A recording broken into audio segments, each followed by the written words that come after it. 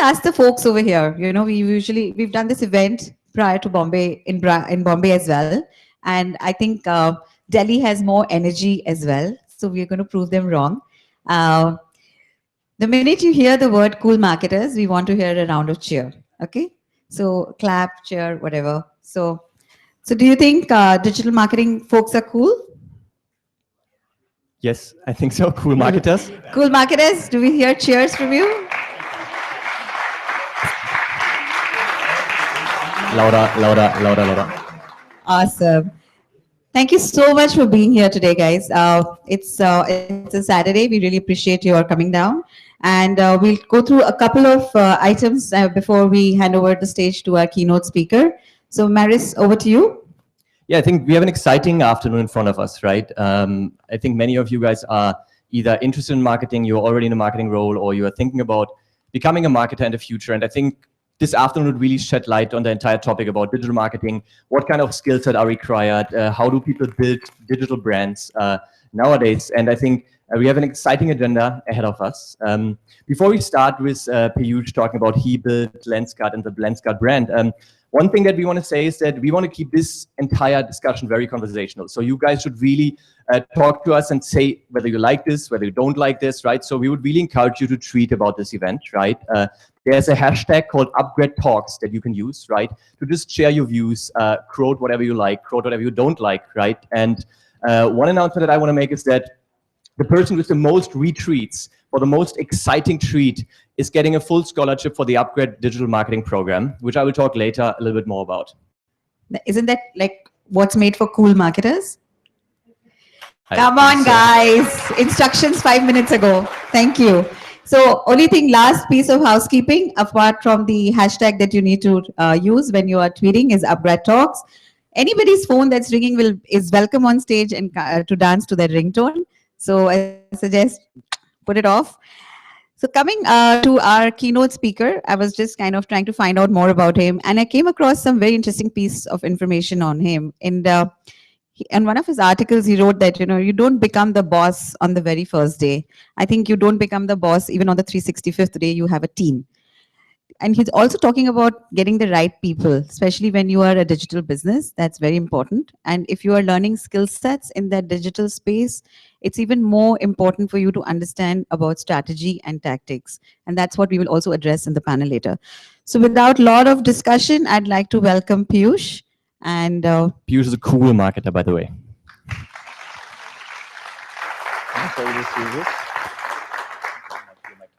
Okay, thanks. Oh.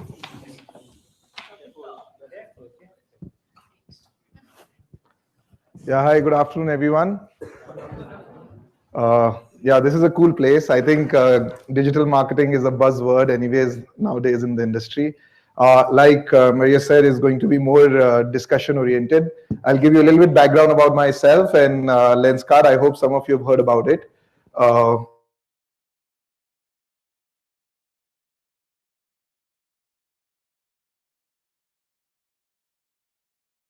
The brand that you know what you want to, the problem that you're solving. So we started Lenskart wanting to revolutionize eyewear in India.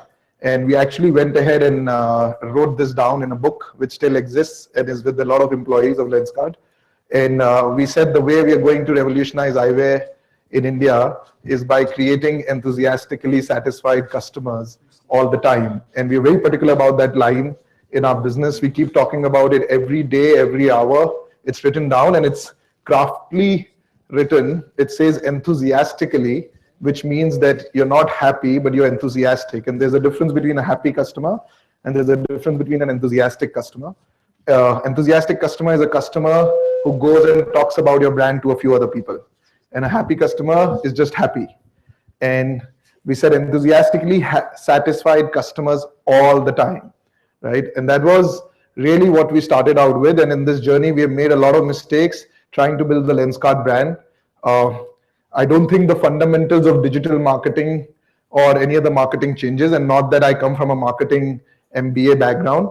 It really starts always, you know, from the consumers backwards. You have to understand what is this, what are the cultural trends that are coming around, why are consumers, what do consumers want? Just to give you a sense, the coffee shops 10 years back and the coffee shops now are very different. And there's a marketing involved in that too. It's not just marketing is not about running a television ad, or it's not about running a Facebook ad. It's beyond that. It's living true to what you're communicating, and then every piece of what you do needs to live up to it.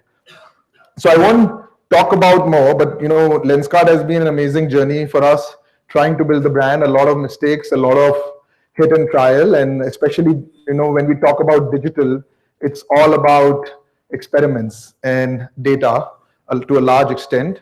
And when it comes to the brand, you need to be consistent, you need to stick to something, you need to identify when it just works.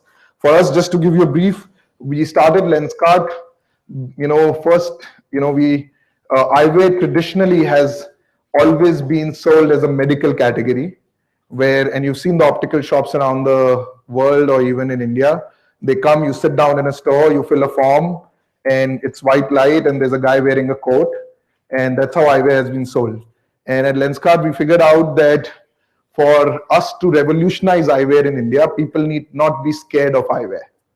Okay, that is the first step. Even though we are solving a vision problem, people need to just have fun with eyewear. And if you ask me, our first brief ever was to tell people that can we create a brand where people can have fun with eyewear. And we have then tried to live up to it in whatever we do, whether, the first ad that you saw for Lenskart, which was actually a monster hit for us, changed the face of the company. The logo that we designed, I don't know how many of you have seen our old logo and the logo that we changed about 4 years back.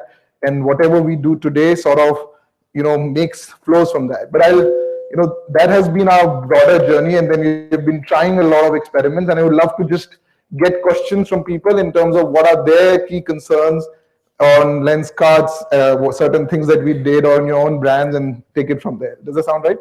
Yes? Yeah, sounds great. So the Q&A is open now. If you guys have any questions on how to build brands, how to build a digital brand, how to build like very heavy category like eyewear, to such a great business, feel free to ask them now. We have some mics floating around. So just raise your arms and we will then give you mics. So the next person also raises the arm so that we can handle the next mic to the next person and we just get the questions rolling. So I think you were the first.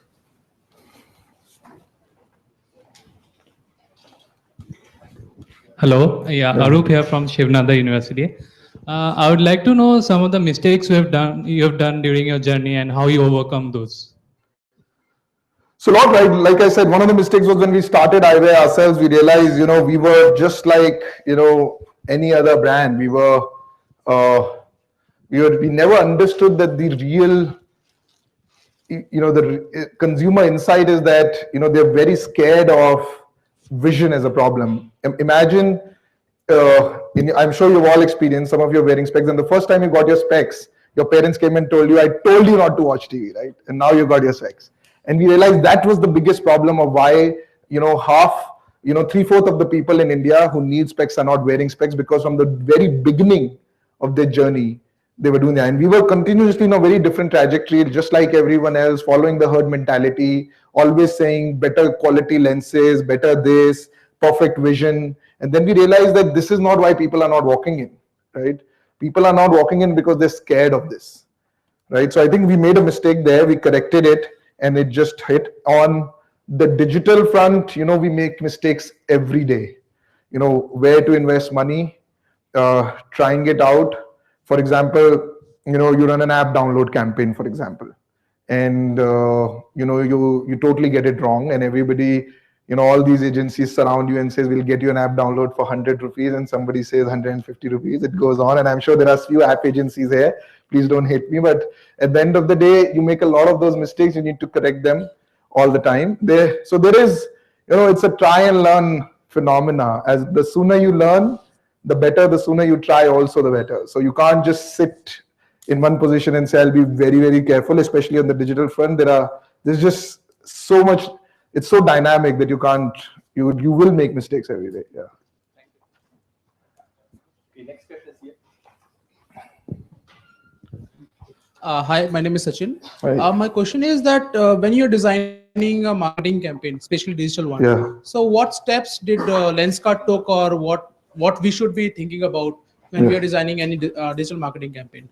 Okay. So I think first thing I would, at least for us, we saw that in the e-commerce space, especially when everybody got a lot of money, they went to an advertising agency and they said, build a television ad for me because I'll go on television and I'll suddenly get a lot of traffic and my business will grow.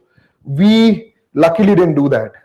Okay. We first very, very clearly understood that what do our consumers want? What is this brand about? So whether it's digital or whether it's television, I think it was very important for us to understand that this is the brand message for Lenskart, right? And marketing guys can really confuse it for you. Like our marketing guys will say Lenskart is about addictive playfulness. I'll say it's just about having fun with eyewear, right? It's different, but you need to be very clear that what you're positioning, and that I would say is absolutely there are people who can help you do that. If you don't understand, there are research agencies, there are strategy firms, there are branding consultants. You can sit down before you work on your campaigns. It's never that expensive. I think it's more expensive to run a campaign. When it comes to designing so-called a digital campaign, I think you have to be, I think first you have to do it right. I think that's the biggest. And I think what I can tell you is that the importance of creative, whether it is a television campaign or a digital campaign, is very, very high. So when people come and say Facebook doesn't work for me, the first thing that you need to understand is that, Facebook is not the problem. Maybe the ad that you're showing is the problem. Maybe the audience you're showing it to is the problem. Maybe where you're taking them after they see the ad and where they're going is a problem. I could be saying X to the Y audience and taking them to a Z page. I need to show X to the X audience, take them to the X page for it to work. Okay, then we need to understand mediums really well. Mobile phones, right? 70% of India, 80% is accessing mobile phones. It's a small device. The information that you give there, what is the conversion rate, all becomes equally important. But one thing I think identifying your audience is, I would say, the most important. Your ad campaign can only run if you're going to market a reading glasses to a 20-year-old with a +2 power, it's not going to work, no matter how much money you spend. So I think if I'm going to market to all the women in this audience, I'm going to market them with a cat eye eyeglass, not with a square bulky eyeglass, because that may not work. So I think that is important in a digital campaign particularly. And beauty is that on all these mediums, you can really control it. You can do all the segmentation. And don't decide your campaign, this click is this expensive, so I can't advertise. What you need to decide is what is the end revenue that I'm getting out of it and what is my cost. Hello, sir. Afternoon. So how do you people manage coupons? So coupons, free coupons. What is the funda behind it? Okay, great. It's an interesting question. And don't quote me for this, but what you realize is that there is this need for instant gratification across the world in consumers. I think in Indian consumers, it seems like there is a little bit more for instant gratification. And they always, Indian consumers, you just forget online, right? Go to Lajpat Nagar. The guy says 1,000 rupees. He says, what will I get extra? Because he wants to feel good about it. I got a deal. And I think that is the role of a coupon. The role of the coupon is, a lot of marketers mistake that the role of the coupon is the person is calculating how much discount I'll get. I think it's less of that, I would say. People want to say, I'm getting something that no one else got. And I got it because of my negotiation skills. So I think that's the role. Coupon is a digital version of the same thing, at least in my view. Does it help? Yeah, I think it helps to improve conversion. And we have done both journeys back and forth, trying to figure out whether it works or not. It's a good activation tool. In our experience, our experience has worked best in physical coupons than internet coupons, because internet coupons are usually used by your existing customers more, and you don't want that as much. Physical coupons, like inserting a coupon in. So we at Lenskart have coupons coming in Sodexo, which goes into all corporates, and that has worked very beautifully for us because people use that as an activation tool. So the role of coupon is the instant gratification that the consumer feels, and it needs to be designed that way that I got it. I can't not lose this deal. I can't lose this deal kind of thing. Yeah. So you told right now that you were facing problem on how to approach audience in your early stage. So what methods or tactics you equipped to make Lenskart a brand that everyone is so fond of right now? So I think usually, as founders or, depending on what you're doing, people are very emotional about, they see the brand always from their eyes and not from their customers' eyes. I think that is a big one, right? The person running the company could be having a very, very different lifestyle, which could be 5% of the population of what they, need to target to. And, usually brands need to have a core target audience. And you need to identify that, because just to give you a Lenskart specs are worn by kids also, and they're worn by, people who are above 50 years also. But we still need to know who to market to. So just like Apple, right? Everybody uses them, but you can't market to everybody. So I think you need to understand who is your consumer, and you are definitely not the consumer. One thing you have to understand, whether how good or bad you are, right? You are not the consumer. And I think most people and most entrepreneurs and most businesses in India start with saying, oh, I don't watch this channel, so please don't run ad on this channel. Or I watch ad on this channel, so run it on this channel. And same goes for, oh, I didn't see the ad, so why should I run the ad here? And that's the test of whether something is working or not, or even the positioning. I think you need to really listen to the consumer, either if you can do it yourself. I would say you should always be involved, even if you get an agency. You should always, and in early days, of course, you can't afford an agency, but you need to understand what are they liking. There are a lot of people feel these coupons are really bad, by the way. People who feel they're really bad are people who are not going to buy from you. People who are using them feel they're very good. So you have to understand who's your consumer and what perception you're building. Yeah. So one more question, that you are having a chain of sellers, right? Yeah. So how did you approach them to join your company or your brand name? So good question. I think we have a website, and there's this concept called landing page, which I believe digital marketing should know about. You can advertise on Google search, which is the cheapest thing, or if you have traffic coming to your website, like in our case, we say become a partner, and some people come, fill the form. The sooner you call back on that form, the chances of conversion increases. You make a funnel, hot, cold, warm, and then you pitch your idea, you meet them, you tell them about the brand, you tell them about the opportunity, and then you realize this opportunity is not going to sell. Then you tweak your opportunity, and then you again do the same thing, and some of them buy into it, and then you make sure that those who bought into it again goes back are enthusiastically happy. You can't scale anything, whether it is B2B or whether it is a franchisee or whether it's a customer, till your first 100 can talk about to the next 1,000. It just doesn't work. It just ends being, even if you're in a business of making websites for people, I can tell you that if you can't keep your customers happy and you're going to fight with your client about, oh, you did this one extra banner change, give me 20,000 rupees more. If the client can pay, it's good. But if you're going to get into a rude behavior with your client, it's not worth it. You want that, that client is going to get you 10 more. And that's what you want. In any business. That is the most essential thing, that you can't have a bucket with holes.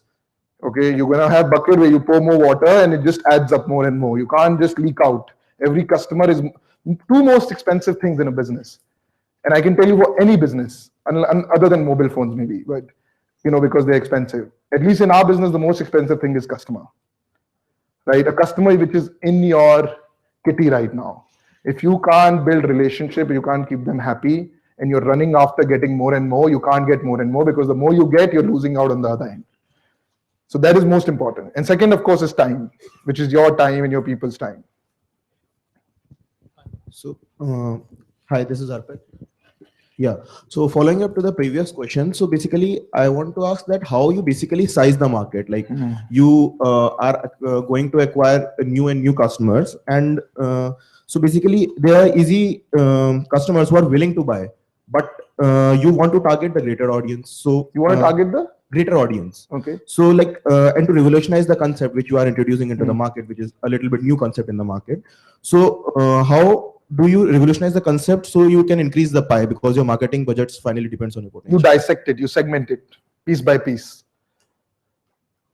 The best way to capture India is to first capture Ludhiana, then Punjab, then Chandigarh, and then slowly you capture India. You don't capture India overnight, right? And I don't think you can revolutionize anything without really thinking micro. Detailing is everything in any business, in any execution. You need to really go piece by piece. It's a big piece, I can understand, for us and for most ideas, but you have to be aggressive, but at the same time know that unless and until you can segment and you can really say, so for me, if I want to capture Punjab, I should have one person in my team for whom Punjab is India. And you have to localize, I think, today's market, and you look at tons of examples today.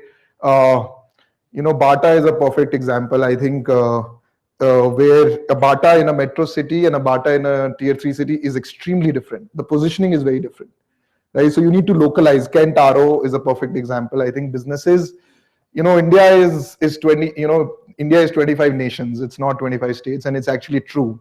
Chennai thinks, I'm saying Chennai because it looks like, it's, most of our advertising never reach Chennai. People in South India want to spend more on lenses. Today we in North India don't, when you wear a gold watch, people are looking, oh, this guy is gaudy. In Chennai, the guys, wants to wear a gold watch because of the sense of pride. So you need to really localize and segment for you to capture the full pie. Otherwise, you won't capture. The idea of segmentation, you have to understand. And if you're starting early, you can pick up anything which you like. Right? You can start with somewhere, you grow that, capture that market, then you go after the other one. But don't try to become the revolutionary guy from day one. Right. Thank you. You just said that don't rule out Facebook. We tried doing a marketing campaign just a month back, and we tried to run it in all the platforms like LinkedIn, Facebook, and Google, and also Twitter. While all the platforms fetched us leads, but Facebook, being in the B2B space, did not fetch us any leads, even though we ran it for about 3 months. So though I do agree to your point that you have to make the ads really for the audience, but somehow we have come to a conclusion that when people go to Facebook, they go with the mindset of freeing themselves from the regular talks, what's going on in the office and stuff like that, and probably it works more for a B2C kind of platform and not for B2B. What do you have to say for that? So I think, yeah, if your data, like I said, it's all about data, and if it doesn't work, then it doesn't work. But I would say just don't rule out stuff that easily, right? Sometimes they may need a very different kind of marketing. Maybe the page Facebook opens pages within Facebook, and sometimes those don't work very well. And so there could be tons of reasons. So just because there is this problem that people say, oh, this medium doesn't work, I'm a little bit scared about those problems. Maybe the audience that you're targeting, and Facebook is perfect for retargeting, right? Somebody who comes from LinkedIn to your website is going to go to Facebook. And if they have spent 3 minutes or plus, whatever, you figure out what the number is, that there is a high intent, then you can retarget them on Facebook. And Facebook allows you to retarget people on the basis of time. And these are good questions. I think that is what these questions should be about. This is more digital marketing. But Facebook today, stuff like, in a landing page, let's say you filled 2 fields and you left, you can retarget them with a very different bid, very different audience. If somebody has just opened the page, but opened the page for 1 minute, you can retarget them with a lower bid. If somebody has kept the page open for 2 minutes, you can retarget, and your conversions can really go up. Right? So you need to understand the intent, and it's again starting with segmenting. The more you segment, the more the success can be. So but if Facebook doesn't work, don't really stress over it. It could not, but I think you need to figure out what in Facebook. Maybe you could figure out what is the Facebook audience that's more relevant for me. How do I increase the seriousness of the customer? What do you think, if we talk about the Indian customers, so they are discount loyal or the customer, what do you think? So I think customers around the world are the same overall. I think, of course, their behaviors and what they like to wear is different. I think customers are not discount loyal. I think customers get attached emotionally to brands. No, if you talk about Indian customers specifically, I'm getting a deal on Flipkart and Amazon. Both are so if I'm getting more discount on Flipkart, so I'll probably go for Flipkart. So what do you think if the only differentiation between the two is just the discount? Yes. But which is why I think emotional connect with brands is absolutely critical, right? It just, and sometimes it's difficult to define unless there's a clear differentiation, right? One is Flipkart gives me next day delivery, the service is very good, and the other one does not. But the other could be that I just like this brand. Everybody talks about it. Guess what? The friend yesterday told me, always buy from this. And which is, you build it.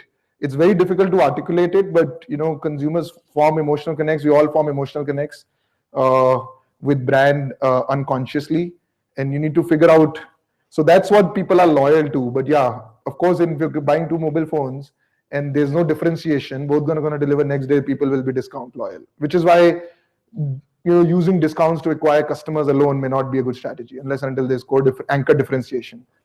These days we see like there are like many brands or like the many websites which are like Coupon Dunia on many websites, so they provide coupons. Yeah. So the people are like looking for deals only. They only buy when you give them the deal. Otherwise they don't. That's not true.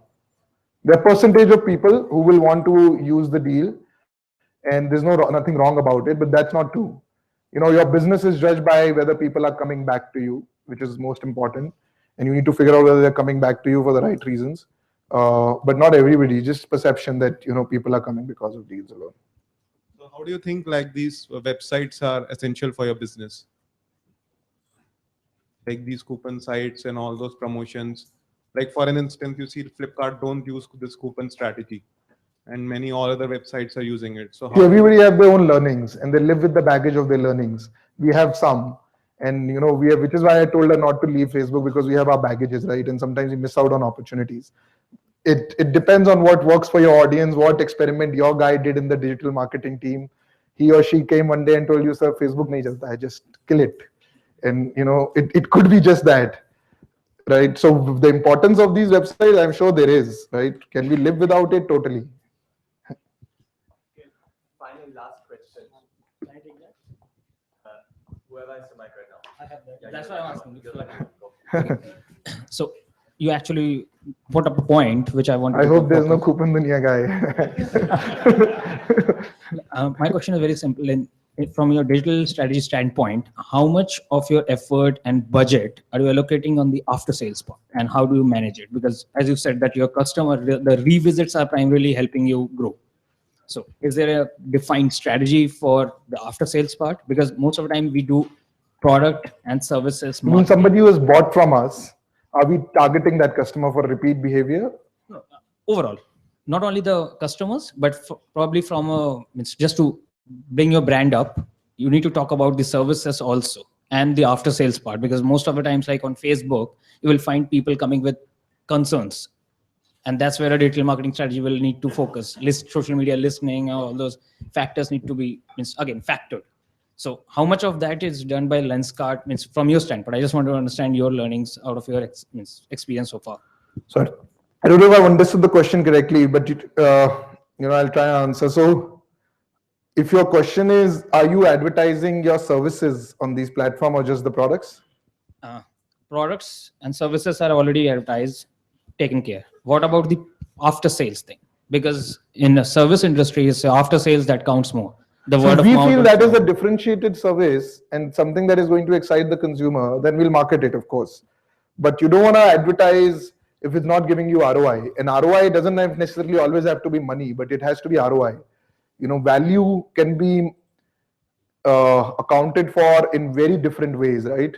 You can do a survey and see whether my consumer perception has changed, or it can say this got me more marketing dollars. Digital is an exciting medium. It doesn't cost you much to try a lot of stuff. On the other hand, I think retargeting is the best use of digital advertising, I think. So if you can retarget the same consumer with different messages, if you want to communicate to the consumer, it's good. Great. Thanks. Thank you so much for coming, Piyush. I think let's get a big applause for that cool marketer. Thanks so much.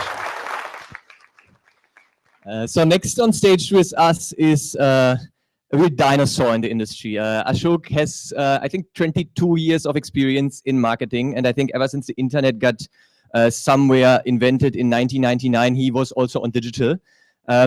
He has led digital marketing for brands like Touch Hotels, for brands like Infosys, and he's now an independent advisor advising Future 500 companies on their digital strategies. And he will talk today about marketing now and then, how things have changed throughout the years, and really talking about his experience of what has happened in the last, now almost 16, 17 years of digital marketing. So welcome on stage with me, a cool marketer, Ashok.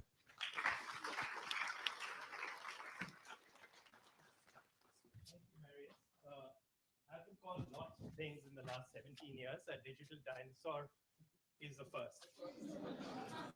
So lots and lots of things. And well, interesting, Piyush, speaking about, it's not working. Can you guys get this switched on?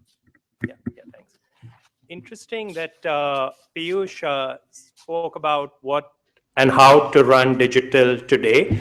And very interesting questions and saying all little things and retargeting and this and that. So what I'm going to spend the next few minutes talking about is how digital marketing has changed in the 17 years that I've been doing digital marketing, and therefore what the challenges before all of us as marketers and business owners, future 500 companies like UpGrad are. So interestingly, back in 2000, I was one of the very first people to have a digital related job title. I was called Manager Internet Marketing at Taj Hotels. And today you have a gazillion digital folk around, right? And you have some derivative of digital in a title of, you throw a stone and you'll kind of hit 10 people. They'll have things like digital marketing, SEO, mobile apps, analytics, transformation. Then we, of course, got the really cool titles these days. Digital evangelist, ninja, Godzilla, guru, dinosaur. But my business card doesn't say that. I mean, that was one kind of then and now. Digital back then was very fringe and peripheral. I was a one-person internet marketing department that grew to leave the Taj 10 years later as a $30 million e-commerce revenue stream and a department and partners and the rest of it.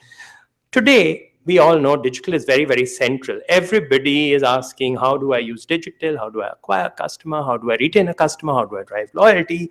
So everyone's talking about it. People are talking the nuts and bolts stuff, retargeting, conversion, talking message X, page Y, the nuts and bolts of the thing. And they're also talking of digital transformation, digitization, platforms, tech. So what has actually changed? From being very fringe and peripheral, it's become like up front and center. And today, mindsets and outlooks are digital. Back then, there was this one guy who did something. And back then, when I started doing digital marketing, internet marketing, I got it in my head that, I'm going to be this connected dude. And I needed a laptop. And mine was the second, I think, laptop in the company. And it got a special sanction from the CEO because it cost 3 lakh rupees in 2000. Today, you wouldn't kind of think of that, right? I mean, everybody has a laptop. I didn't have a cabin, but I had a laptop. So, back then the buzzwords, traffic, hits is this great thing, which basically meant, and those of you who are techies and anyone from IIT and otherwise know, hits is, the call-ups on a server to load a page. So to come on one page, if you have 20 elements on that page, you get 21 hits to serve one page. So you actually got one page view, but it was sold as 21 hits. Interestingly, a very large, very, very large, renowned media house in India publicized 2 billion hits on the election coverage 2014 publicly. And it was in 2014. That was quite hilarious, really. What they actually had was 542 tickers or widgets on each page, which were auto refreshing every second because counting was happening across. So you just multiplied that into 24 hours and you got 2 billion hits, while you actually didn't get so many views. Okay, that's just an aside. Today, what do you talk about? Today, you don't talk about just hits and unique visitors. You talk of engagement, likes, app installs, virality, and stuff. So then and now, there's a change. Back then, it was about the internet and it was about websites. All you needed to do was apparently build a website, www.something.com, brand.com, and the world beat a path to your doorstep. Like build a mousetrap, build a website, and that's the end. Everybody built websites. And you know who's actually made lots of money in the last 15, 16 years? Somebody called Google. Because people didn't come to your websites and everybody spent money, and somewhere Zuckerberg came up and Facebook made money, and suddenly websites was like not the only thing. Today we're talking about distributed digital, distributed brands. It's no longer about building a shrine to a brand like a website where people kind of come and pay abeyance to, like you go to a gurdwara or you go to a mandir, but you got to go where they are. So that's kind of changed. Back then, you could push a narrative. A website was a very official kind of a platform. It was like standing on a podium and kind of talking to an audience, and everybody lapped it up. Today, it's not that. Today, there's user-generated content, there's user reviews. You can say what you want. If people like me and our peers say it differently, a brand can't do a thing. So that's like changed. Interestingly, it was very difficult and complicated to build these things called websites back then. Okay, it was like a few people who got it. And I remember before I kind of did my first internet-related job at the Taj, I used to be a division of the Times of India called Times Multimedia. And we built the first website back then. And there was a guy called Neville Tarapurwala. Some of you in the industry might know. He's still in the digital industry. He ran something called Times Internet. And I went to him as product manager and said, we need a website. So he looked at me and like, no idea what. Okay, 1999 or 1998. Like, okay, you've got brochures of your products. Give them to me. Come back after 2 months. You'll have a website. Basically, it meant there were 4 or 5 tabs. You clicked on something, it went forward, and then it came back. That was a website. It was complicated. Today, all of us have websites if we have a WordPress blog. It takes 5 minutes to create a website. Your Facebook page is your website. Your LinkedIn page is your professional website. How long does it take to set up a LinkedIn profile? 5 minutes. If you want to sell salwar kameezes in Karol Bagh, you can go and use Shopify, and inside 60 minutes with a payment gateway integrated, you can build a website. You're not going to get sale and all, but you can have an e-commerce business running in an hour. So it's kind of changed. Today is plug and play. You can kind of get in really, really quickly. Who owned digital back then? Tech owned it to a large extent because there was this mumbo jumbo code and stuff that no one understood, servers and hardware and stuff like that. Or PR owned it because PR was the pulpit of the company talking to customers. So because it was messaging from a company or a brand, PR kind of owned it. Today, everybody owns it. Everybody wants a piece of it, right? So why am I telling you this, right? You're like, Marius called you digital dinosaur. We don't come here to hear your story. I'm telling you this to kind of tell you what has changed and what are the new challenges that we have today and what is actually evolving. So today, everybody wants a piece of it. Everybody says digital first, mobile first, and depending on what acronym or what you do, everyone's talking about it. It's getting more and more crowded. Everybody's out there, right? Today, you're looking at bid management. You're looking at, which position, how many offers. The offers are getting similar. The voices are similar. More important, more and more time is being spent by consumers in those spaces. So back 10 years ago, 15 years ago, if there were only n number of media options, if you covered those, you covered your options. Back in 1991, 92, when Pepsi launched in India, those of you who were born then, there were about 8 or 10 channels when Pepsi launched. They did a launch in India with a Lair Pepsi commercial with a television roadblock. One evening at 8 o'clock for 120 seconds, whichever of the 8.5 channels you flipped, everybody tuned into TV at 8 p.m. that night saw Lair Pepsi for 120 seconds. Today has changed. They are all over the place. More and more of them are there. And the challenges, therefore, have got even more and more.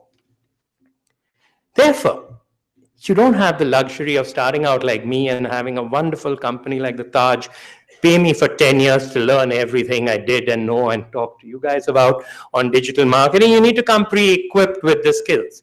If you're joining as a brand manager, they're saying, do you understand digital? No, don't tell me I have a Facebook page, and I'll tell you why that doesn't work too. Just because someone was a TV addict and watched 6 hours of television, that doesn't qualify you to write the next Vodafone commercial. Piyush Pandey and his team still writes it. So just because we spend 8 hours on Facebook and Snapchatting and all the cool stuff, that doesn't qualify us as digital marketers. Piyush won't hire you as digital head, and Food Panda or Zomato won't hire you to run digital just because you spend 6 hours on Snapchat. So think about that. On-the-job learning, I don't think businesses have the time, like businesses, especially young businesses who want to be Fortune 500 companies, with VCs breathing down their neck. You don't have the time to burn and learn. You gotta hit the ground running. You've got to understand the building blocks. And ideally, you should understand the building blocks in a context that is not Snapchat and Instagram, but in a context of consumers. So a very good point made was, you got to look at Ludhiana, you got to look at specific markets. Analogy I like using, Kavita from Kormangla in Bangalore is very different from Kavita at Kemps Corner in Bombay, a Kavita in Karol Bagh, and Kavita in Kapurthala or in Kanpur. So sometimes we kind of color the entire digital landscape with one lens. Let's do Facebook, let's do Snapchat. The cultural behaviors of Kavita in Kapurthala on a Snapchat is very, very different from, GK2 Kavita or something like that, right? Geeta from GK2, since we just use cute connections. That's where a program like UpGrads comes in. That's where being pre-trained helps. And that's where learning the building blocks is important, number one. If you know the building blocks, validating what you know and refining your learning is important. And ideally learning in an environment where it's not like, okay, here's a textbook on digital marketing. When I'm asked, when I speak at colleges, name the digital marketing book we should read. The one book I kind of recommend, and then people furiously kind of remove pen and paper saying, let's write it down, we'll go on Amazon and buy it, is Marketing by Philip Kotler, written in 1950 something. Because fundamentally, everything we do as digital marketers actually is an extension of the very foundations. And if you kind of learn the skills in an environment where the foundations are strong, then you're set for the changes that happen. So 10 or 12 years ago, those of us who were in digital that time, we used to chat in rooms called Yahoo 123, Rediff 123. Some of you may remember those. Today we chat on Instagram, we chat on WhatsApp. So platforms will come and go. What is not increasing interconnectedness amongst people, people to people, people to brands, brands to people, and the increased propensity for people to express, to share. So today you announce a breakup by changing relationship status on Facebook, and you don't kind of, cry in your room, which you did like 10 or 15 years ago. That's a cultural shift. That has nothing to do with the platform. That's a shift. Platforms are picking up on it. Tinder has picked up on a certain cultural behavior and turned it into a business. But you can learn from Tinder's model if you're Lenskart or if you're anybody else and say, well, what is the underlying trigger? How do I apply sound principles of marketing and consumer understanding with techniques from digital marketing, channel planning and stuff that, education and programs can teach you, and go about it. So that's really then and now and what's changed. And if I had to start doing digital marketing today, I would start by learning about it and not kind of saying, okay, now I don't know what it's going to be, what's going to be 3 months later. And that's how you should do it too. Happy to take questions, comments, anything. Yeah, there's a mic there. There's a hand up there. There's a lady over there. So just give her the mic for the next question. Hello. Yeah. So how do you see AMP in search engine? What is the future of AMP? What is AMP? Accelerated mobile pages. Earlier we have responsiveness. The wonderful acronymization of digital. One of the things I say, keep it very simple. What is accelerated mobile pages? They serve faster. Yes, they serve really faster. Okay. So how much faster? 0.0002 seconds faster. Yeah. Okay. It's like it's. No. I mean, I have an ex-colleague from Madhouse who's going to be speaking, but I'm not making fun. I'm just asking. I'm learning. Yeah, See, I come here because I go back learning what AMP is. I didn't know, honestly. Completely.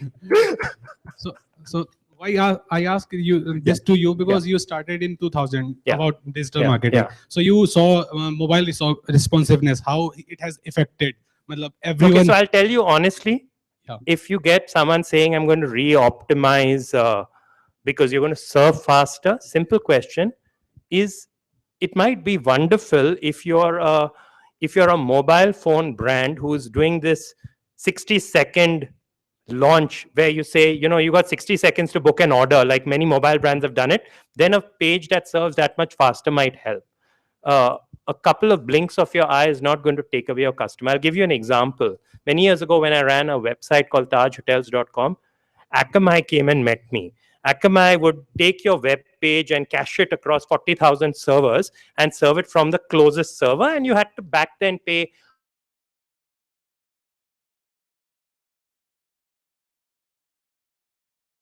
$100,000 in 2000. This was in air-conditioned rooms and stuff and that kind of thing.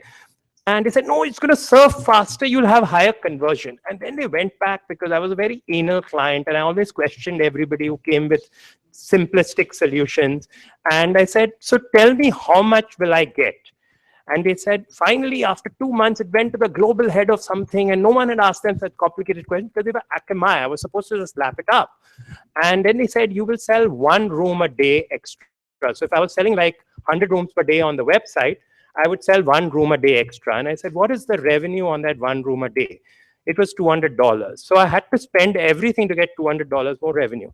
I said, you know what? If I just give a bottle of wine in the room, or if I give them a little massage, or I give them a pint of beer free, I can spend $3 and I can actually I can build $2,000 more revenue. Thank you for the idea. And promptly all my hotels said we can add a pint of beer or something. So don't get caught up in the acronym of it. See if it's essential. Also, don't do it because it's a cool or you're the first person to do it, because 1 minute later someone else will do it and it's no longer cool.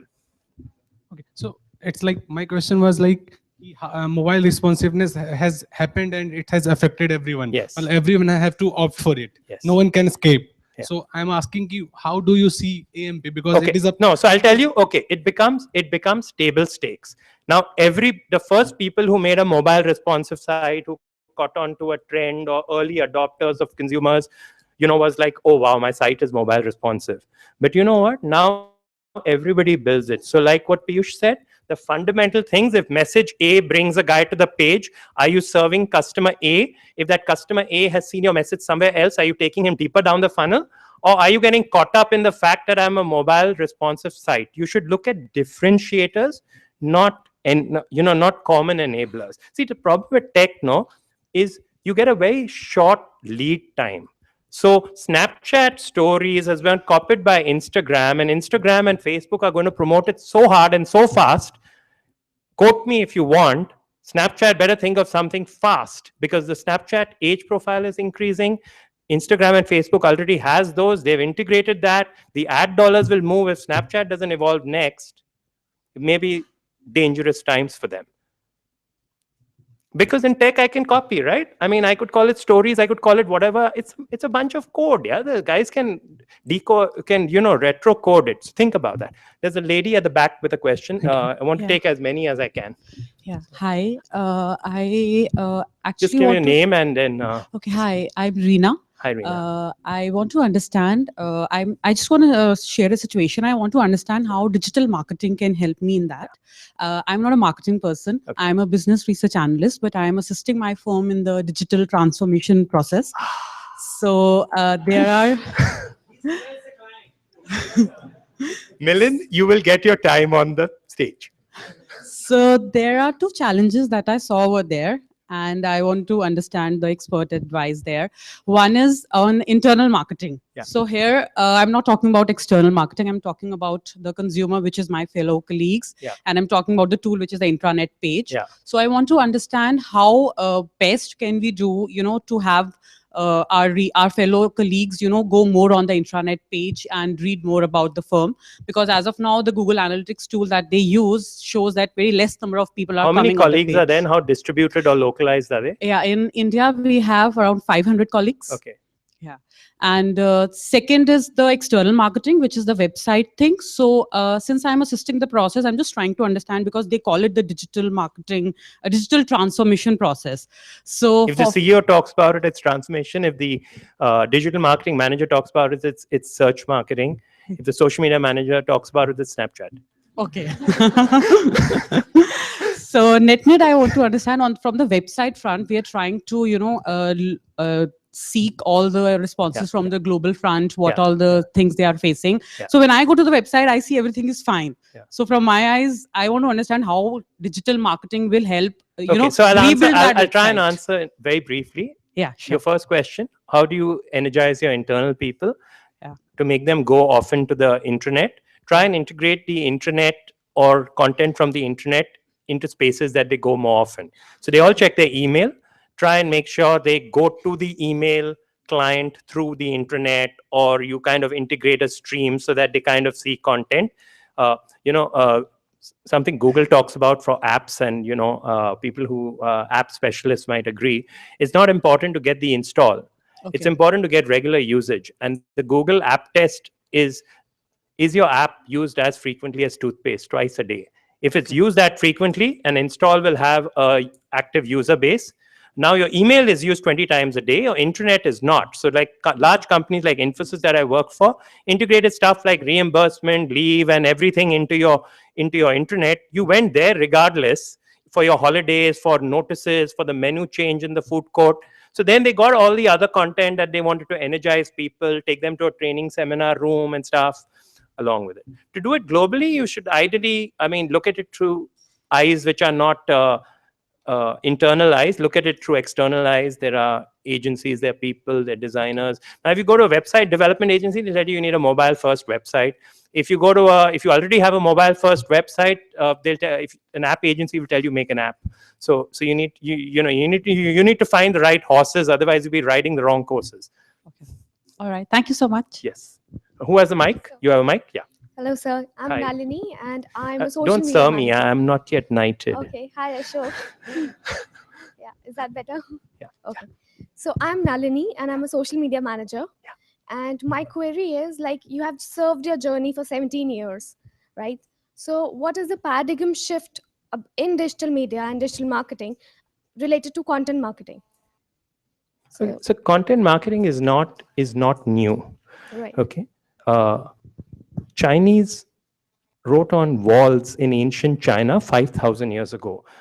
It took about 6 months for someone to pass by that wall for the message to be seen. That was content marketing. So today you're only serving it up easier, faster, and wider. So honestly, content marketing is not a magic bullet. It's what advertising has done. Many years ago, David Ogilvy wrote an ad at 60 miles an hour. The loudest sound in this car comes from the electric clock. Those of you who read Ogilvy on advertising will see that. That was content marketing. True. So there's no paradigm shift. Right. Formats have changed. Consumption behaviors have changed. And those are the underlying thing one needs to kind of think about. We need a content strategy. Hello? You always had a content strategy when you did advertising and marketing 100 years, even before it was called that. So what was your strategy, as in, was it any when you were working with Taj, or probably? So the benefit I had there while I was working in India, my audience was in America, and I was in the most advanced digital category, hospitality and travel. So I had to learn very fast from the best practices of the guys who were Starwood, Marriott, Hilton, who were 5-10 years ahead. They had their websites from 1992. We started the website in 2000. In 2001, we didn't have a booking engine. We had a PDF with rates where you had to do an email request, to putting the first rate, which was not the best rate. You just copied and then adapted fast and kind of differentiated yourself on the go. You can copy. Don't worry about copying. It's out there. You know, you can't say, I don't know what's happening in the digital space. You got internet? Go look at it. Then you may need a little guidance or understanding or analysis saying, what does this mean? Which of these can I make a difference in? Which of these are relevant to me as my brand? What elements? So if you're a service brand, you would look at little things around that. If you're a banking brand, you look at things like security.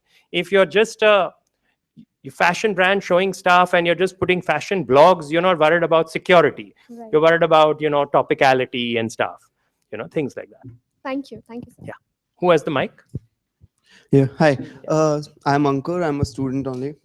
So I mean, how should we go about marketing when it's in like two different directions altogether? Like it's about connecting two categories of people, like bands to musicians, professors to students. Like there's Kickstarter, Indiegogo. So how do we go about that? We need people to put their the need for which they need the funds for, and we need people to come Okay, to so fund what it. you're basically saying is most brands, many brands have a B2C element and have a B2B element, right? So for instance, if you create a platform where you put proposals and you want people to kind of fund those, one is you need people willing to fund ideas, that's B2C.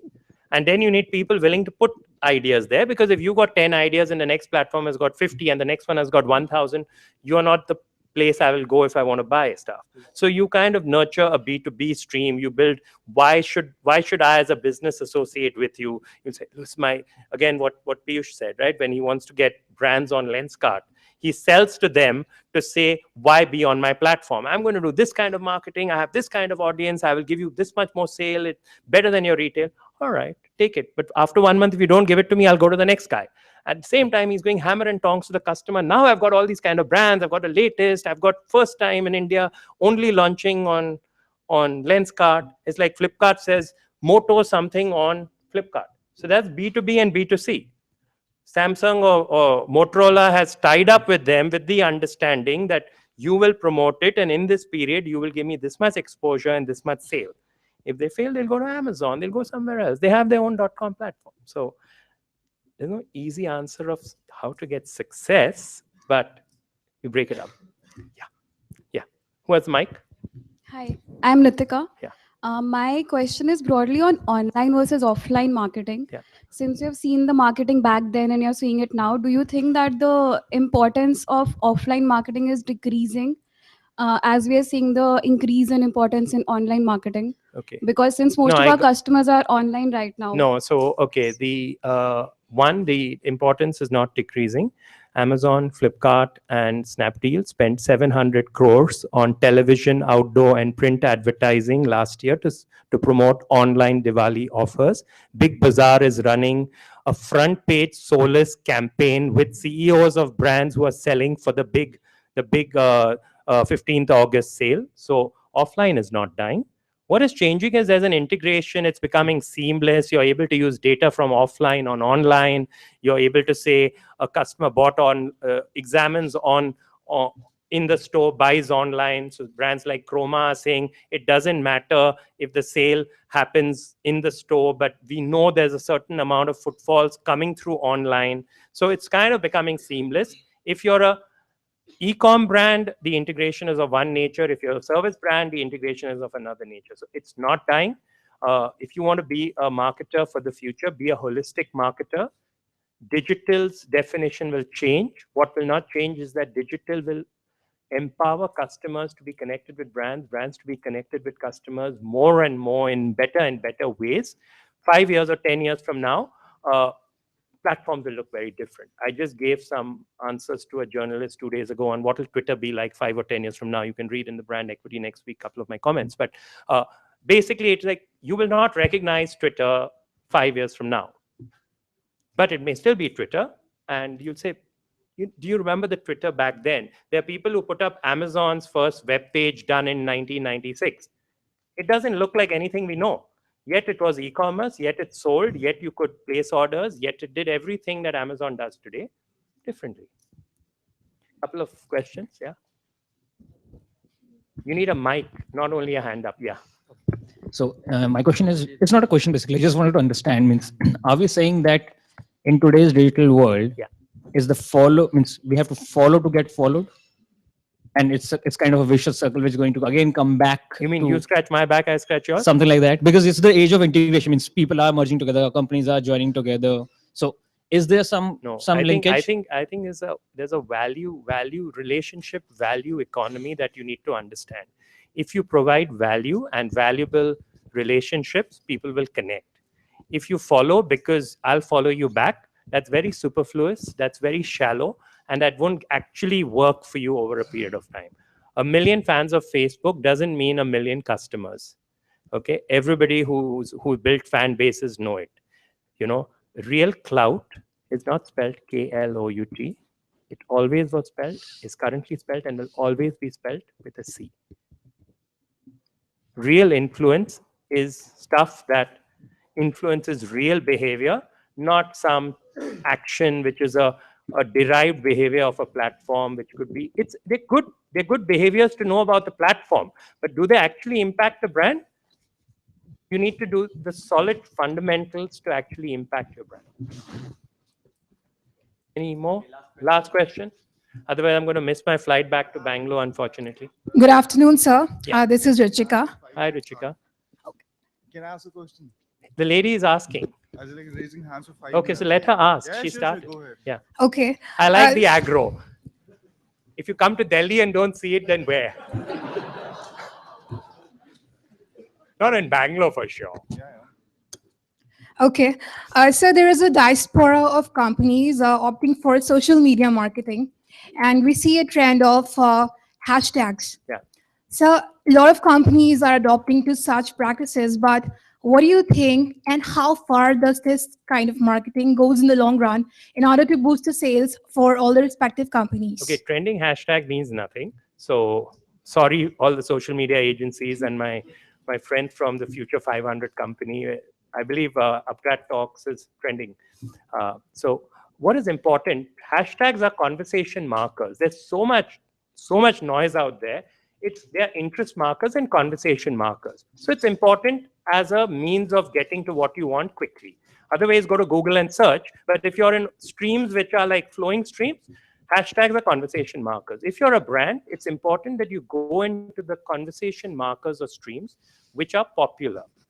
At the same time, just simply going into a popular stream, like Rio 2016 is a very popular stream, will only give you a presence, will give you a little voice in that noise, right? But if you want to, over time, build your own following, then you need to build a conversation marker of your own, combined with the popular conversation marker. So people initially go where the popular stream is.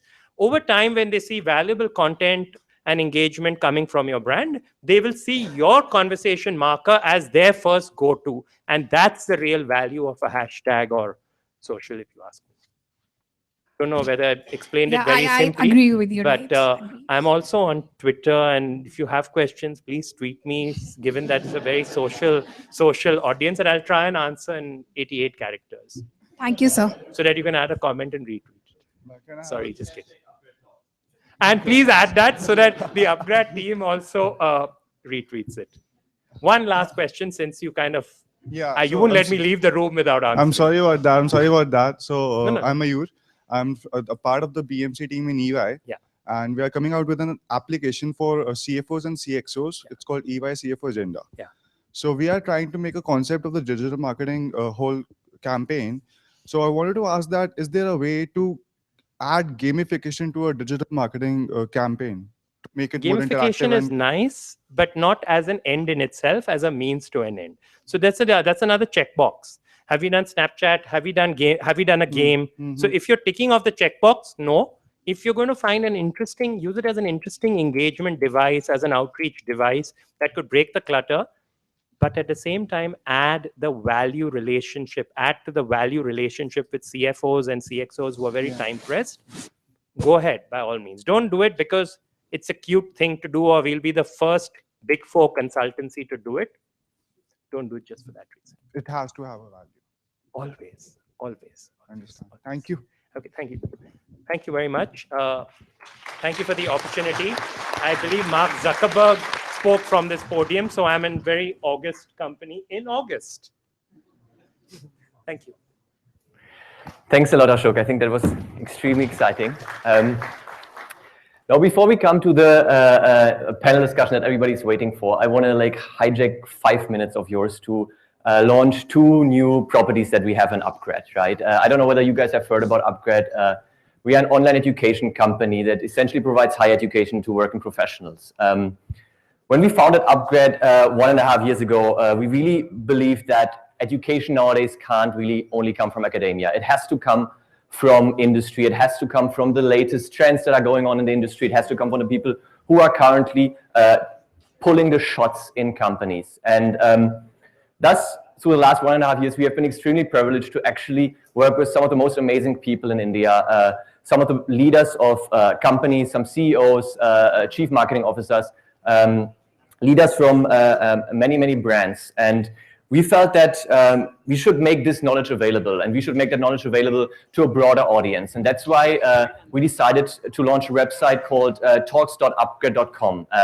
And that website, UpGrad Talks, is actually a place where you can just get yourself updated about the latest trends in the industry. You can get yourself updated on the latest skill requirements that are there in the industry to actually stay up to date and to actually continuously educate yourself.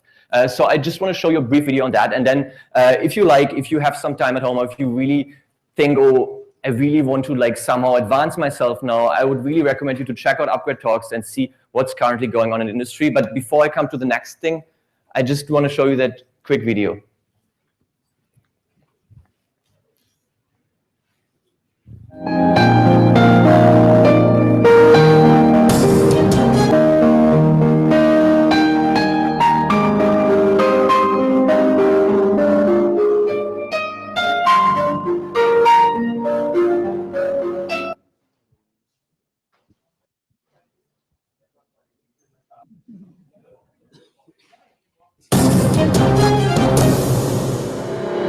We couldn't have been born with one set of skills or been trained in one set of skills or experienced one set of skills. It's our attitude which has sailed us through. One challenge after the other was thrown at me by ICICI. That was the challenge that we put to our team. I was 29 and a half years old. I didn't know what the brands were, I didn't know what the sizes was, etc. That got me thinking a lot deeper. If you can't find the passion and the love for what you're doing, don't do it. You have to have courage of conviction. There's a fine line between stubbornness and persistence.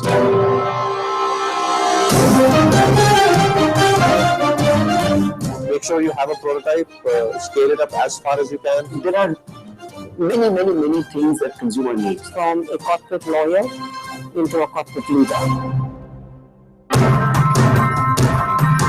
Today, life is very different. Opportunities are far bigger than what you've exploited so far. I think as Indians, we're very good at that. I know in my heart.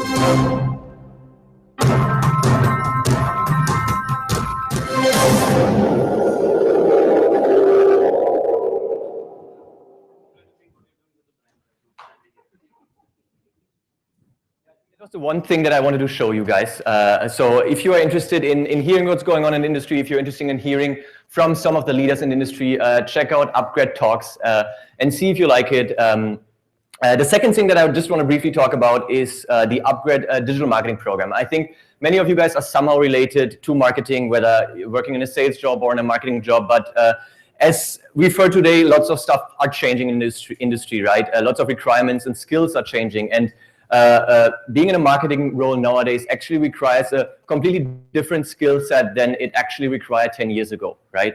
And that's why we said, let's create a program that gives individuals the chance to actually stay up to date on what's going on in the industry.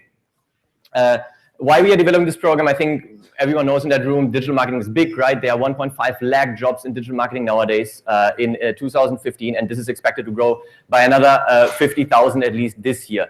So the opportunity, if you're interested in going into digital or going into digital marketing, is massive, right? So we said, okay, let's try to create a program that equips people with this skill set to actually be a marketer in a digital age. So whether you are right now a business owner or an entrepreneur, or whether you are a traditional marketer who wants to go into digital, or whether you are a junior digital marketer who wants to really get the broader picture in marketing, this program is designed for you to give you that holistic picture of what's going on in digital marketing nowadays and what do I require to actually be a marketer in the digital age.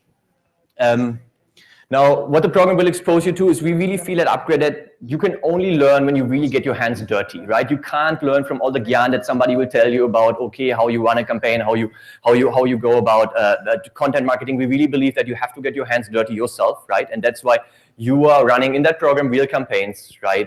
You have to set up your own social media campaigns, your own Facebook campaigns, your own search campaigns, your own content marketing campaigns, and you have to run them in the course of that 5 months program to assure that you not only listen to people, but really apply the knowledge that you have and be ready for the job that you really want to enter. Throughout that process, while you're running the campaigns, you will be mentored by industry experts, by teaching assistants who will actually be there to answer any questions that you might have around digital marketing, around the content that you're currently watching in the program, around career choices that are there in the digital world.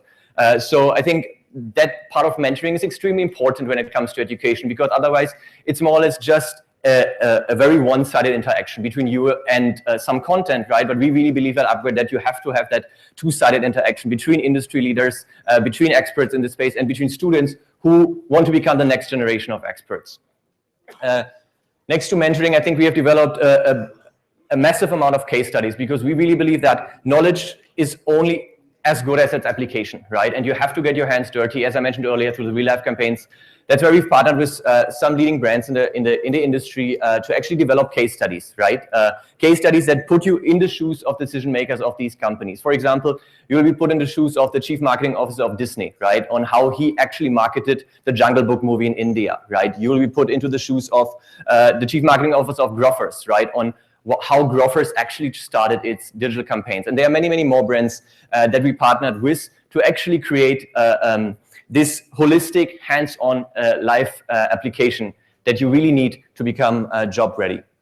So talking briefly about the content of the program, I think we've heard a lot of buzzwords in the room today. We've talked about remarketing, content marketing. We've thought about social media marketing, about how to actually engage with my Twitter audience. I think most of this is actually covered in the program. So if you're interested in this space, that program might give you some exposure to that. I'll not go into that detail, but you can check it out. We have partnered with some of the leading tool providers, because nowadays digital marketing is not only about strategy, it's really about application, right? And you can only apply something if you've done it yourself, right? So we have, for example, tied up with Unmetric, we have tied up with HubSpot, right?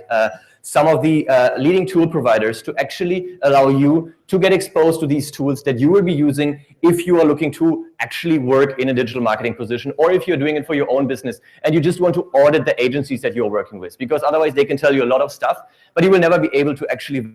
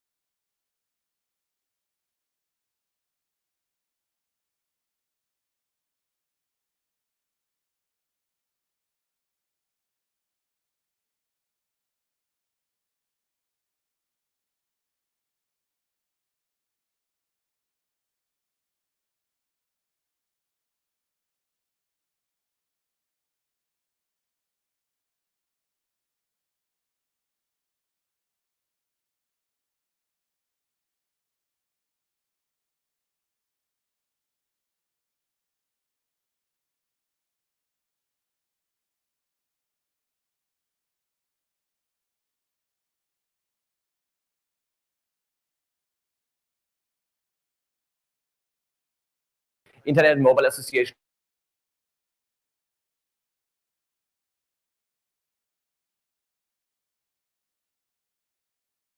certify the program, and thus we have been able to co-certify the program with the Internet and Mobile Association of India. Lastly, also obviously will help you and get a job if you're interested in going into the digital space, right? You can actually get some feedback on your CV, you can feedback on what is the right career path for you, whether you are a brand manager right now and you want to go into digital, or whether you are a sales manager right now and want to go into digital, right? We would actually equip you with the mentoring that is required to make your job ready. If you're running your own business, you'll get feedback on your own product and your own website, whatever you want to build, and get feedback on how you should run your marketing campaigns. I think with this, I don't want to keep you waiting any longer. I am really excited to have an exciting panel with us today. I'm not going to go into a big introduction, but would hand over to Kavita, who will be moderating the panel. So Kavita, please come on stage, and please give me a big, big, big applause for the cool marketers who are coming on stage right now.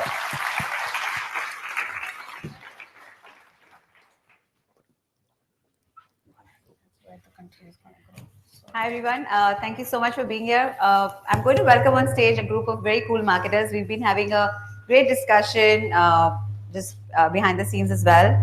And while they come on, they will be doing a short introduction for themselves.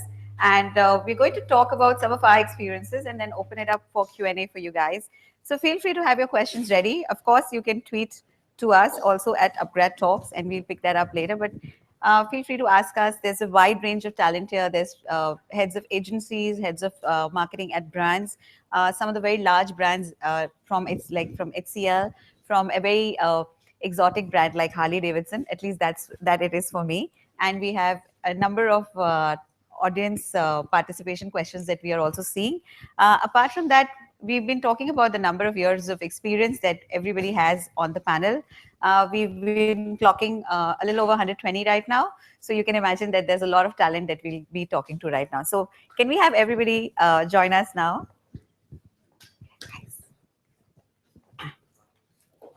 So could we have a round of applause for the cool marketers on stage and off stage as well?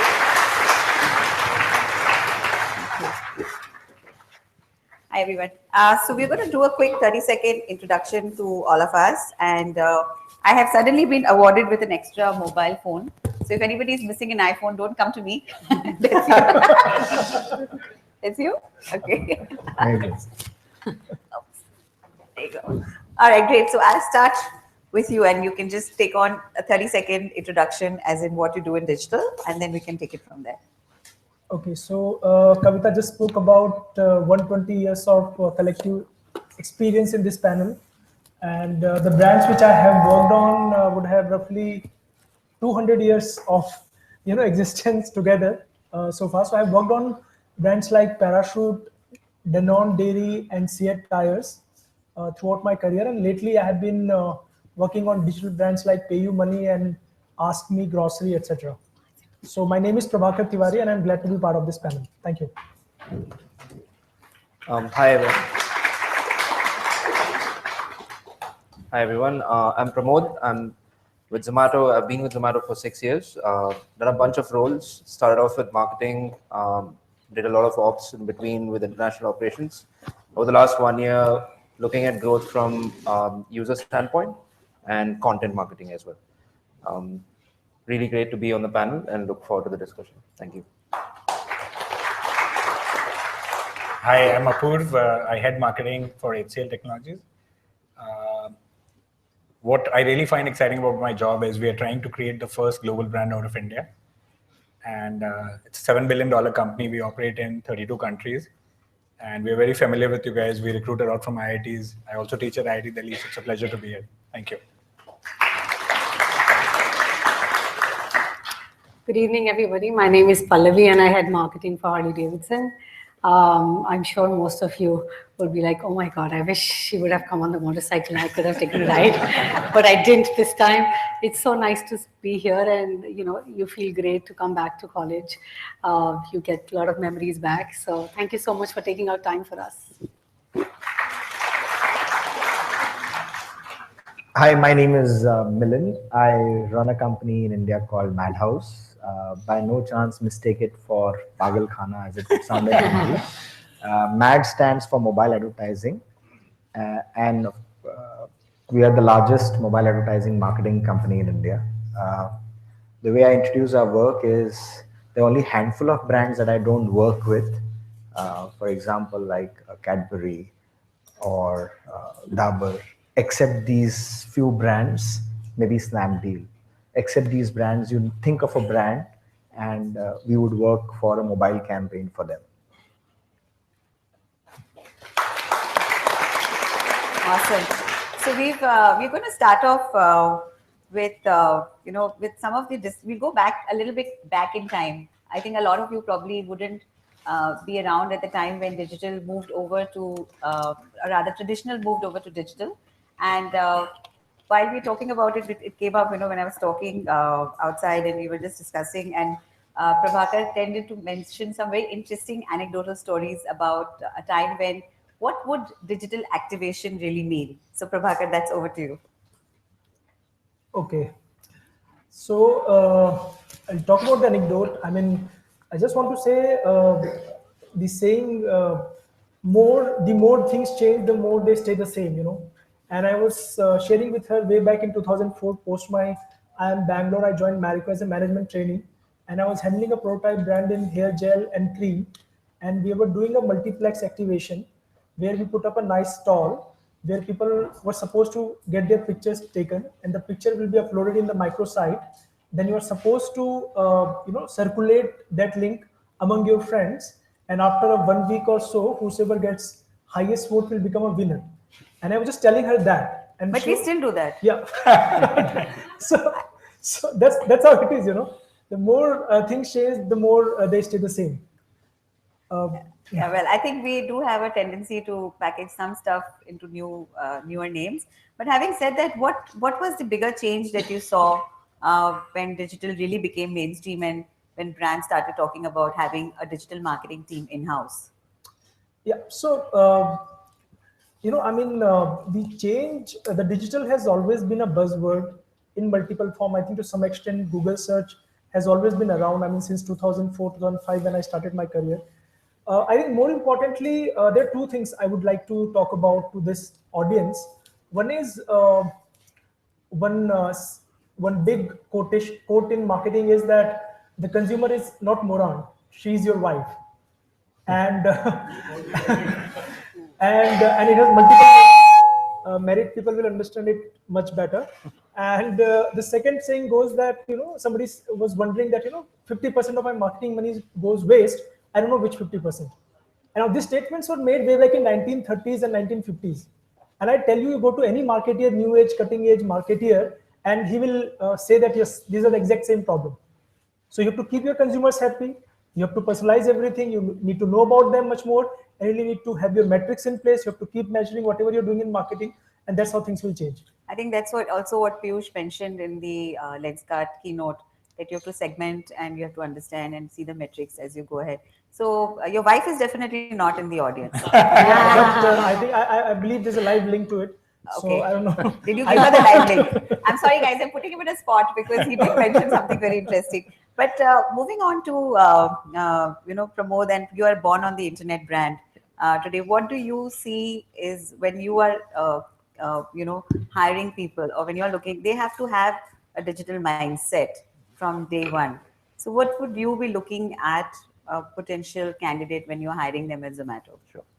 So I think the criteria has changed over time in the short span that we've been in since 2008.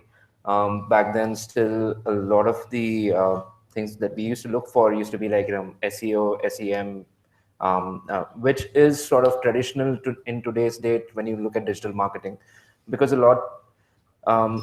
I think in the US, a lot of things had changed around that time, which is now I've seen in the last 2 years sort of being implemented here. But there's a lot of talk about growth hacking, which happens, right? So if you ask me, like, what do we look for when we're trying to hire someone? I think a strong grasp on, how identifying, who your customers are, why do they come to, let's say, Zomato or your platform? What functionalities do they use most? And how do we use that data to actually market to our customers better through different distribution channels? I mean, it could be Google Ads could be one way, mobile web can be another. But I think just someone who has that idea of, okay, this is how I'm going to find out about my customers. This is what I infer, and based on that, these are the actions that I take, right? Versus just being that, okay, I know Google AdWords. I'm an expert on Google AdWords. So more multifunctional in that space Yes, as well, yeah, is it? yeah. That you touch different points, because the user is also, of course, moving at various touch points. Like again, to refer back to Piyush's Exactly. session, he talked about if a guy's come in from LinkedIn and if he's come to your website and he spent 3 minutes on your website, he's moved on to Facebook, you end up remarketing to him as well. So that brings me to you, Apurva, because as we were talking again outside, you mentioned that you work with 16 different agencies as at HCL, and you have 100 people team in-house. Yeah. So that's a hybrid model which a lot of brands are looking at. So when you are talking about getting a digital marketing team member on board, what is the skill set that you look out for? So the way we look at hiring digital talent is we look at people who understand that it's not digital marketing. It's actually marketing in a digital world. Okay. Because Fair it's enough. very easy today to get people who do SEO, PPC, social, with varying degrees of competency. So you'll Yes. find a bad social media manager or average social media manager. But by far, there are enough people and there are enough jobs. Yes, that's also true. When we look at hiring, we look at T-shaped marketers. So marketers who are very deep in either insights or new product development or media planning, and then have a good awareness across buckets. Most projects are cross-functional, and we rotate people quickly. Okay. Because we want them to be a full stack marketer rather than be a specialist in social media marketing. Even if you go back 10 years ago when digital wasn't very hot, would you have a vice president holdings? Okay. So why would you have a social media manager? It's almost like an oxymoronic concept because most media is social now. Yes. So we look for full stack T-shaped marketers. So when you say T-shaped marketers, in that sense, which is the space that you find a gap in? Is, you know, as in, because as you said very correctly, is that you can have an average social media manager. He may not be doing something very amazing. So how do you identify that gap, and what would you recommend people who have these gaps? So two large gaps which I see is, I think MarTech is a huge, people don't understand technology. Right. It's easier to learn, advertising on Facebook. You can do a course, but deep sense of data-driven marketing. How do you use pockets of code halos, which your consumer leaves behind? It could be first-party data from a point of sale, or a visiting card dropped in an email box, or a web form fill. It can be a second-party data, or it could be a third-party data. Right. Data-driven marketing is a huge gap. We find a lot of marketers when we interview people, people making sweeping generalizations or unqualified statements. So data-driven marketing is a huge, and understanding of MarTech. So do you understand Eloqua, HubSpot? Do you understand inbound marketing versus outbound? Yes. And one way to plug the gap is enroll for a top quality course, which has a lot of UpGrad hai na? That's what you were talking about. No plug from me, sorry, Maris. But yes, of course, UpGrad is a very high quality course. I personally, and I teach at business schools, including Department of Management Studies at IIT Delhi. And I always tend to think that the value which you get from practitioners, people around me, is often far higher, the delta which you get. Because we don't claim to have all answers. Right. We are just sharing what we are doing. Some of it is not working, some of it is working, and a lot of it is WIP. Yeah. Right? Because the technology, the platforms are changing so fast. I think also. And what is not WIP is WPP. That's a plug. That's definitely a plug. That's a plug. I mean, okay, so coming back onto this point where you were talking is largely from an enterprise brand perspective, Right. with HCL being in the B2B space. When it comes to B2C, and that's my question for Pallavi now, is that you are like a poster child for B2C kind of a brand. What would you find or look for in a digital marketer when you are looking out for somebody in your team? So, I mean, because the brand is such, I think first thing comes to my mind is the person has to be extremely passionate about why he or she wants to be in the company. I think technology, product, you can learn anything, but if you're not passionate about what you want to do, then a brand like us is very difficult to work with. So that's one thing which we look for, and that's the most difficult thing to even quantify. A lot of times everybody says, yes, I'm very passionate about. Because are they going to get free Harleys at any point? No. That's, yeah, you may get some perks, but not a free Harley. So passion is one thing which is, I think, very, very critical. And that goes beyond organizations. I think that's something which you're looking for somebody who would want to be in the organization and would want to develop in the company. You need to have that thing going for yourself. And second most important thing is that you need to have a very holistic view of marketing, and be very human about marketing. I think we keep saying about, and you know, Piyush touched a very important point on that: keep things simple. We like people who understand simplicity, but in that simplicity, you're able to convince the customer that what is the most important thing about your organization and why do you exist? Why as a brand do you exist is what people are looking for. The complex you make things, the complex the consumer gets, and you create more problems for yourself. So we want people who are passionate, they understand marketing from a holistic standpoint, and who understand that you can sell a product or you can market a product in a very simple way and have a deep impact. That's very true, because the passion aspect is very unquantifiable. Absolutely. You know, it comes purely when you are in love with the subject, Yeah. you're experiencing it on a regular basis and are able to ideate while on the move. So, so then the two ends of the panel are actually agencies, and we have brands sitting in the middle. No strategy here, but this just happened, I think. So I'm going to pass the question. This is just to check if everybody's awake. So most times agencies are not allowed to speak. Really? Why is that? Pray tell us. Because they do plugs like WPP. No, so coming back to you, Milind, now, when we're talking from an agency perspective, and we do see a lot of aspirants coming to agencies as digital marketers, and of course, there is a growth in that space, and there is a lot of learning when you are at an agency. What is the talent that you look for, and what would you say that, yes, this is the guy I'm going to hire? I think I agree with a lot what most of these fellow panelists of mine have said, because these are very wise words, and speaking last always And has last is always a disadvantage. is a problem, because everything Absolutely. that you want to say is already said. Why do you think I put you there? Yeah, I know. But I think one fundamental part that we look for, and I personally look for when I have my team, is a child. Mm-hmm. Okay. So the most difficult skill in a human being, in my view, is an inquisitiveness and a why of a child.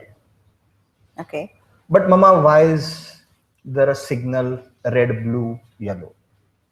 Red is for stop, green is to go. But why green is to go? Why not purple? But green is a good color. Okay. Why it's wrong not to drive when it's red? You will have an accident. But why an accident is a problem? Right? So this child who continuously asks you why is what we look for, I look for. I want to do a show of hands here to articulate my point in a slightly different manner.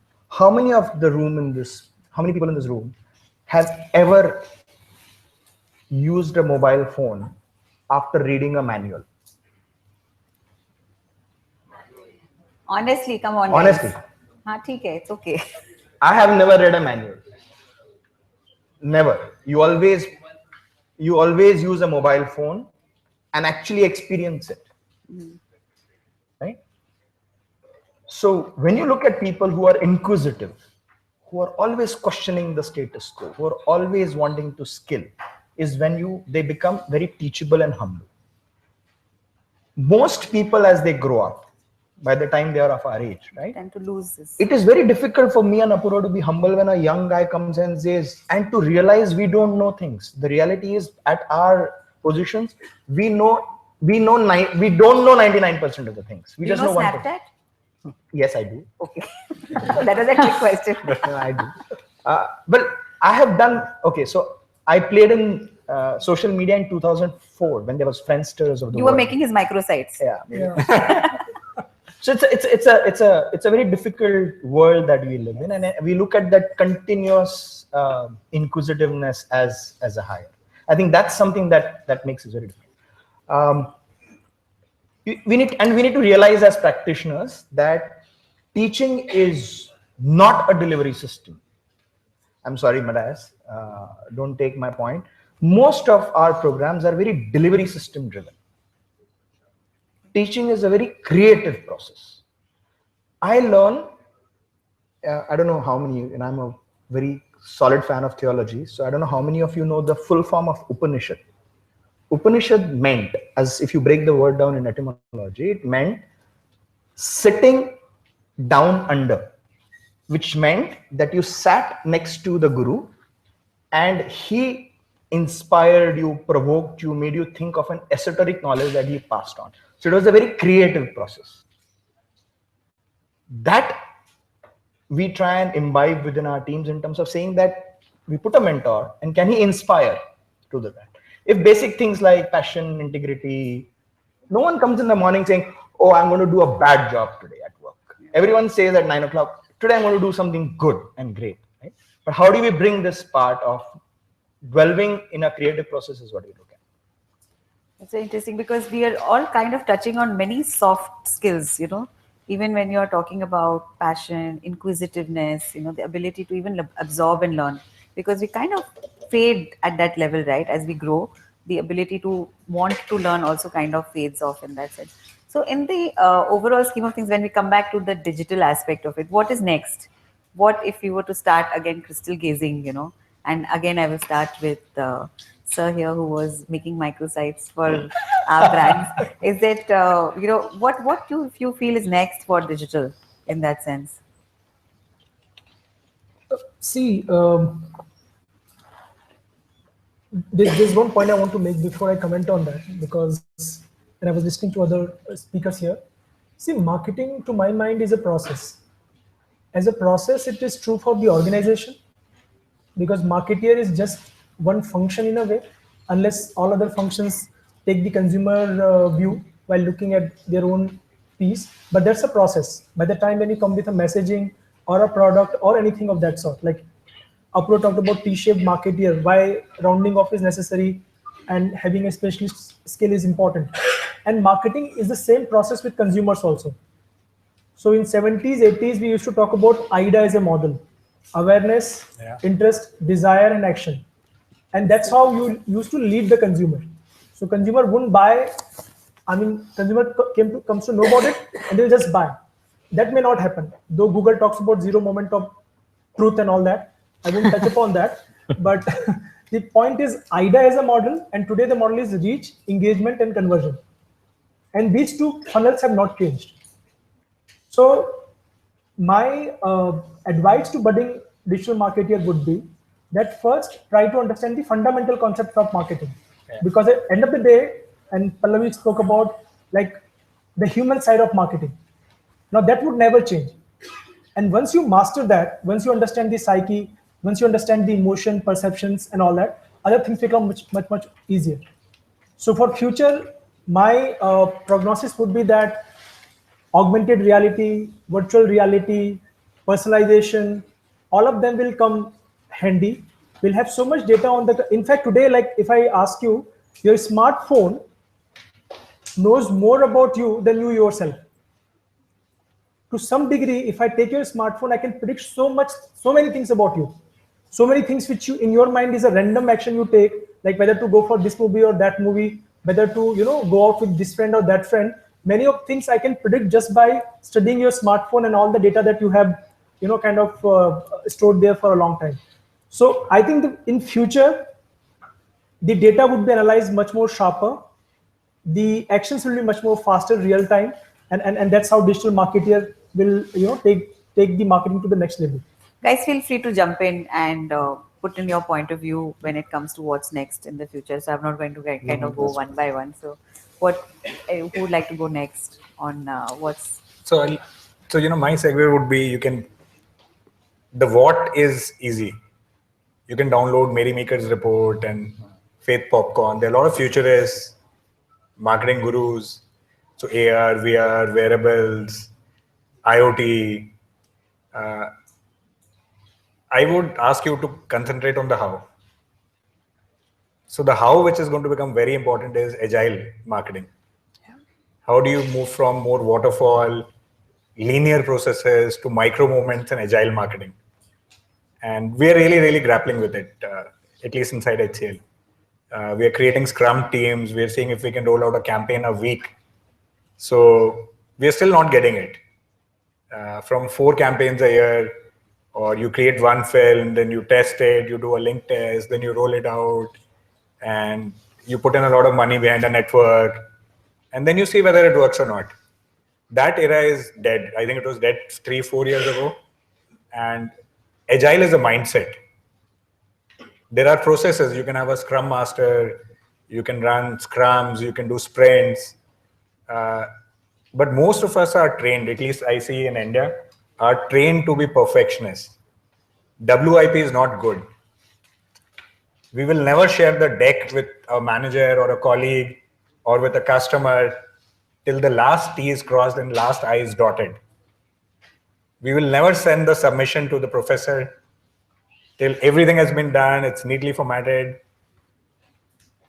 Agile is the absolute antithesis of that.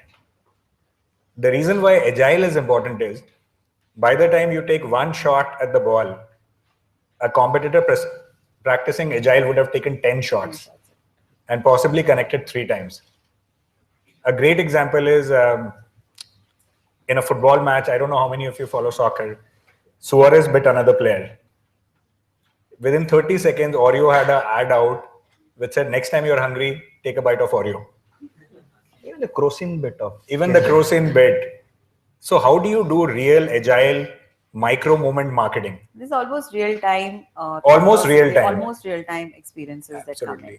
And the how is very important, because you will hire an agency which gets IoT, AR, VR. You will get that talent, but you should read upon agile, real time, start practicing it. I think that's a core skill which is going to become a board. So I just wanted to add, what you were just saying is that, so just to build context, is that as brands, sometimes including me and my team, that we try and micromanage so much, and we forget that no matter how much digital marketing you do or you do traditional marketing, your consumer is much more smarter than you think you are. So if you can probably understand and leverage your consumer who's engaging with you and take that content and amplify that, you may spend lesser money and you may get larger expansion. And that's a very simple way. If you can understand your consumer, you may not want to even use so many things and use so many tools. And we've kind of gone back and forth on these things so much at our company, that your customers are your biggest brand ambassadors. And they, even from, Volini did such a nice campaign, and TripAdvisor did such a great campaign. Today, customers looking for experience, and that experience doesn't mean a high-end experience. That experience means experience at a doorstep. It's about convenience. So that is what e-commerce does for us today. So the moment you go into a lot which is complication, you forget that there is a human side to every brand, whether it's a FMCG brand to a auto brand to anything you do. So if you can make your channels more omni channels, which is whether it's online to product, which is on ground, it has to be a seamless experience. My consumer should look at my messaging across channels in the same way. And if you make it simpler and make it more human, people like to share more, people want to talk about more. If it is a brand message going out again and again, I don't want to share. I don't want to propagate a brand. I want to propagate my friend who's shared about that brand. So that's something which we've kind of seen over a period of time. Storytelling is the key. The more storytelling you do through your consumers, it sells more product, it sells more experiences than storytelling through your own brand and through your own channels. You leverage your consumers, and they're the best ways to gain your market share, gain your revenue. And that's what we've kind of seen over a period of time, that campaigns are run and can give you revenue if your consumers relate to you. That is your existing consumers, not your just potential consumers. I'll do a quick show of hands. How many online marketers are here already in the audience? Like whether business owners, fair bit of you guys are here. So we've just opened up in a couple of minutes for as well, and you can say what is their secret sauce on doing what they do. But just to kind of wrap up, sorry, Milind, you had a question. Yeah, so I think your question was in terms of saying what is the future of marketing the way what we see it, right?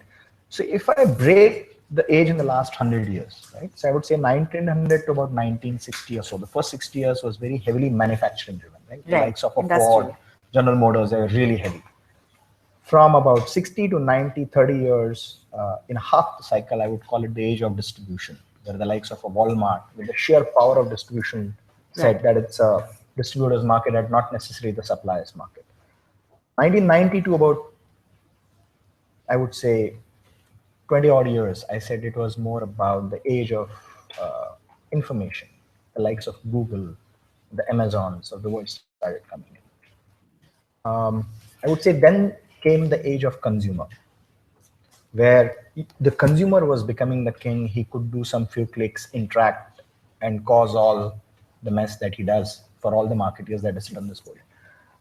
I think going forward, it's going to be an age of a connected consumer. So if I look today, someone like me, I have a wearable watch, I have a device. So I'm about 2 devices connected. 2020, it is suggested that we would have 10 devices that would be connected on a consumer and 50 devices in a household. Now, as a marketeer, our job has been the same for 5,000 years, is what someone said. That our job of a media is to bring consumers to the product or reach a product to the consumer is our fundamental job. Whether you use print, radio, television, outdoor, hoarding, digital, whatever it is, that job is not changing. The need is to reach out to more and more consumers, right?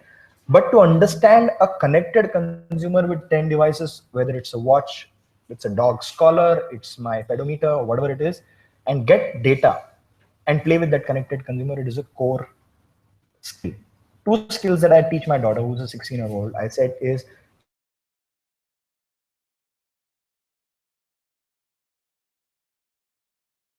will grow up to a world of gender diversity, very strong, and the second is that of a digitally connected artificial world. These are the 2 core skills that people need to understand around here. So actually, I think then Elon Musk's idea of giving power, giving chargers, which are wireless, is the right one, considering. Yeah. So you look at, I don't know how many of your TED Talk viewers, you could look at something called as, if I pronounce it right, it's called Vitricity, which is Wi-Fi electricity. Wi-Fi electricity. Which you could remotely charge, and they have converted the sinusoidal That's waves. my dream, Milind. Just to get, I don't have to carry chargers. That I can go to a hotel and all my stuff will kind of find itself and charge themselves. And with the number of devices we are heading. So it's a connected world, and it's not far, it's real. So my daughter doesn't read any newspapers, she doesn't see any television, she's all time shifted television. She's always on YouTube, she's a Snapchatter, she's on Facebook, she's on LinkedIn, she's on Twitter. So how do you advertise to this person? Yes. If you're not digitally. I think that's a very critical question, is that the next generation is very different from the generation that we are already. So until unless we are learning from our kids very rapidly, okay, this is what's your influence model. I'm not going to, and they don't care about brands. They care about influencers. They will follow for influencers, and they are not even loyal to the influencers, let alone brands. So every 3 months, I see that the influencer group has changed. Especially if they're teenagers, their bands have changed. So where do you get that intelligence to kind of go out and tell, okay, here's what I'm going to sell to you. That rapid real-time, rapidness, and the platform mindset changes very much. So I'm now with this, I'm going to open up for questions. The mics are somewhere, I guess. And then the hands also should be somewhere up. Great. So can we start with whoever has someone mic, has the hands to mics. Go ahead. Yeah, hello. This is this thing. So you guys were talking about soft skill majorly. What is important for a digital marketer, like persistence. He knows why he is here, rather than what tool he is going to. Could you hold the mic? You're missing you. Hello. Yeah. So on this talk, what I was able to infer that you guys basically talked about you need someone who has soft skills rather hard skills. You are talking like they know how marketing is done. You don't need the tools. You need someone who's know why of anything. So why, suppose I am going to make laptop for HP. So why my customer will buy? I know why, how I will create it. I can do it, and what I am creating, I also know it. But it's on why someone is going to buy. So what I have seen, I have observed, and you also can agree that these days companies are like, they are like manipulating customers.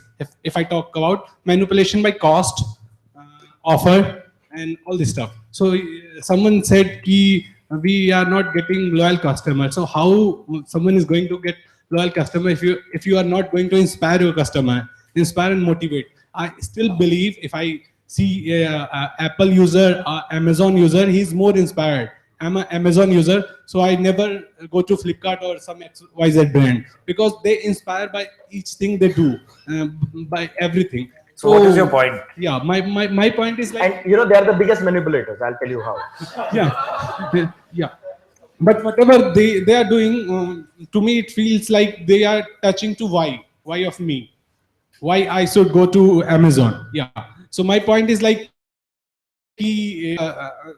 having this digital marketing course. So in this curriculum, I have seen you are talking about SEO, SEM, and all the marketing stuff. So basically, what is more important? How a user understand, how a marketer understand data, and how he can use data to market in marketing. So don't you feel that data is more important? Training on data and marketing, basic of marketing first, is more important, which should be there in course, which is not there. I have seen the curriculum, so I felt after this discussion ki this is more basic thing which is required. Yeah. Actually, I'll just quickly answer this question, because I think what you're asking, and correct me if I'm wrong, is that you're trying to ask us is, are you telling us that the technical skills are more important or less important than the soft skills? No. Yeah, what I infer from this talk, that technical, one can learn technical thing, but I can't learn how a user can think, how I can pitch the user through my ad, through my content. So you can't think if you don't know the tools. First of all, you need to know the tools. Like a singer, or a musician who's playing an instrument, he has to know his instrument in and out. So what UpGrad's courses are teaching you is to know the product in and out, and then you add mental makeup or your abilities as a marketer, which would have come from your different things that you would have learned over a period of time, with the tool set to deliver certain aspects that brands or agencies need. So it's not that we are saying that you don't need to know tools. We are assuming that you already know tools. And as Apurva mentioned, we are talking about full stack marketer. A full stack marketer's role is very much knowing the tools even better than his own boss might know the tools. So I may be having a team that runs HubSpot. I don't know HubSpot personally that well, though I'm certified. My team knows it better, and they come up with even better ideas. Because the fact that you need to know tactical stuff and your technical stuff is a given in this discussion. What we are trying to bring in is what is additional to that, and how do you grow that, or what, when you are looking for a profile in any of these organizations, what else would they expect from you as well? So this is more like an add-on skill set in when you talk about softer skills, and that's something which brands can identify more individually as well. So we are not telling you that technical is not required. It's in fact supremely required, because beyond that you would not be able to take it. And guys, so if you look at, I really encourage you to look at Luma's scape of digital or martech. Okay. Yep. There are only two companies, Google and Facebook, and then there are million companies who are there in the Luma scape, and each of them has a platform, has a tech stack, has a tool, has a login, or whatever, right? And I don't know if you know this, 85% of every dollar that is getting spent in digital, 85% of that dollar goes to either Google or Facebook. Okay? 89. Okay. Why do I suddenly feel, I mean, I'm allowed to say this, I know I'm politically difficult statement, I suddenly feel like I'm a JNU and not IIT. हम बदल देंगे, क्या बदलना है? नहीं, but हम बदल देंगे, अरे क्या बदलना है? But हम बदल देंगे. Okay, I stand corrected, 89%. The point is, in the balance, 11% is where a million people are existing. Okay, Wall Street पे सबसे पिटी हुई अगर किसी कंपनीज की आज की तारीख में वैल्यूएशन है तो डिजिटल एडटेक कंपनीज की है, दूसरी मार्टेक कंपनीज की है. Okay, so the point that we are trying to make is technology skills are given. Today there is HubSpot, tomorrow there is Nanigans, tomorrow there is Facebook, there is AdSense, Falana and all that stuff, right?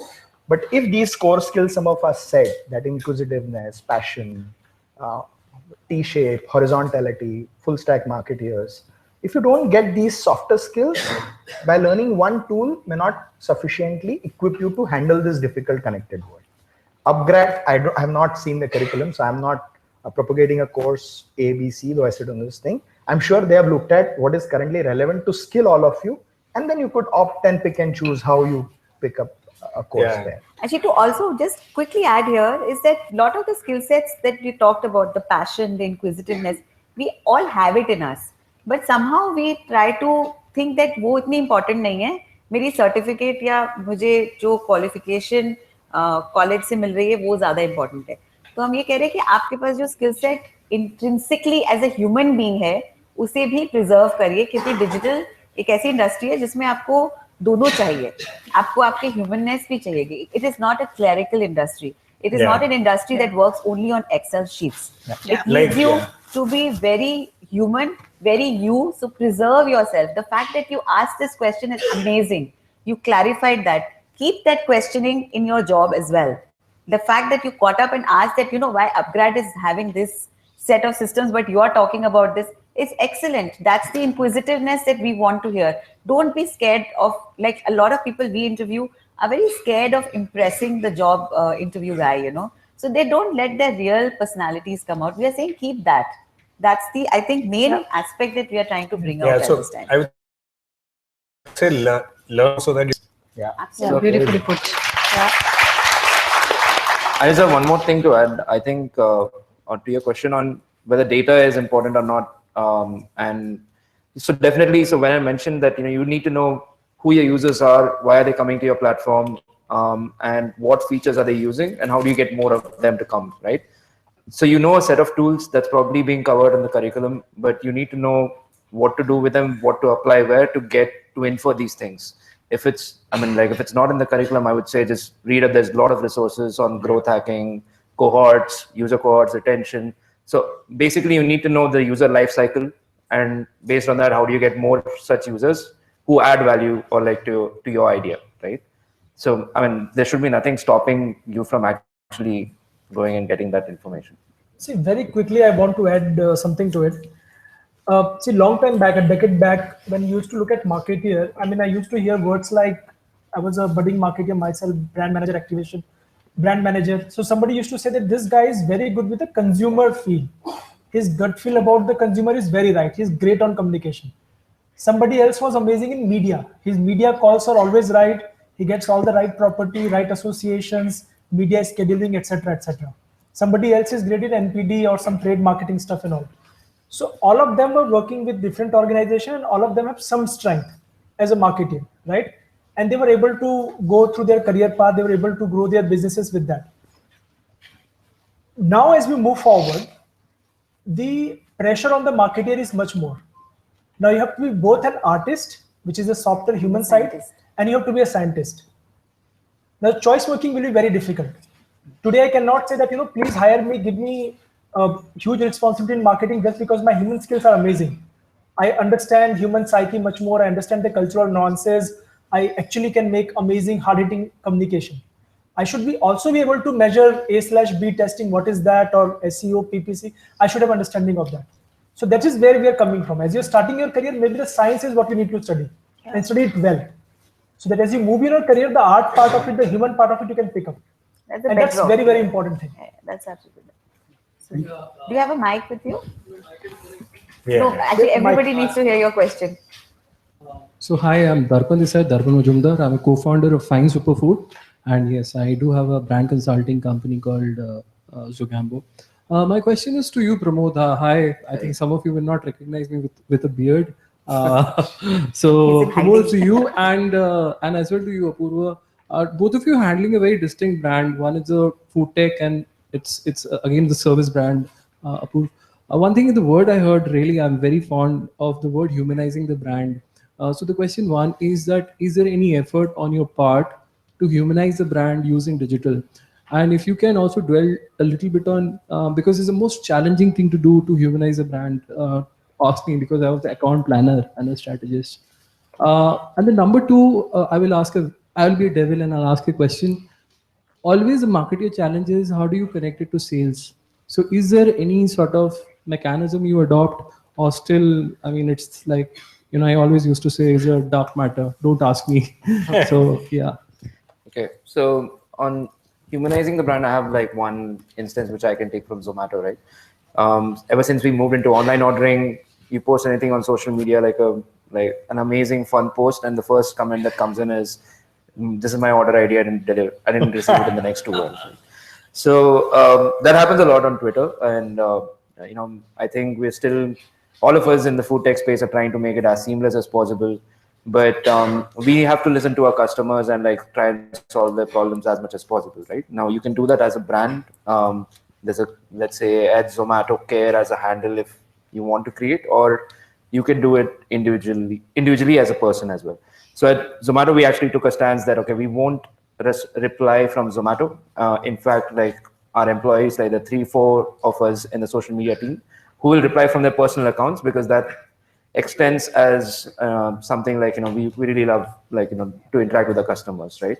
So I think that connects a lot with, it's a two-edged sword, because at that point, the person is like, who are you to, like, tell me this? And you always keep saying sorry.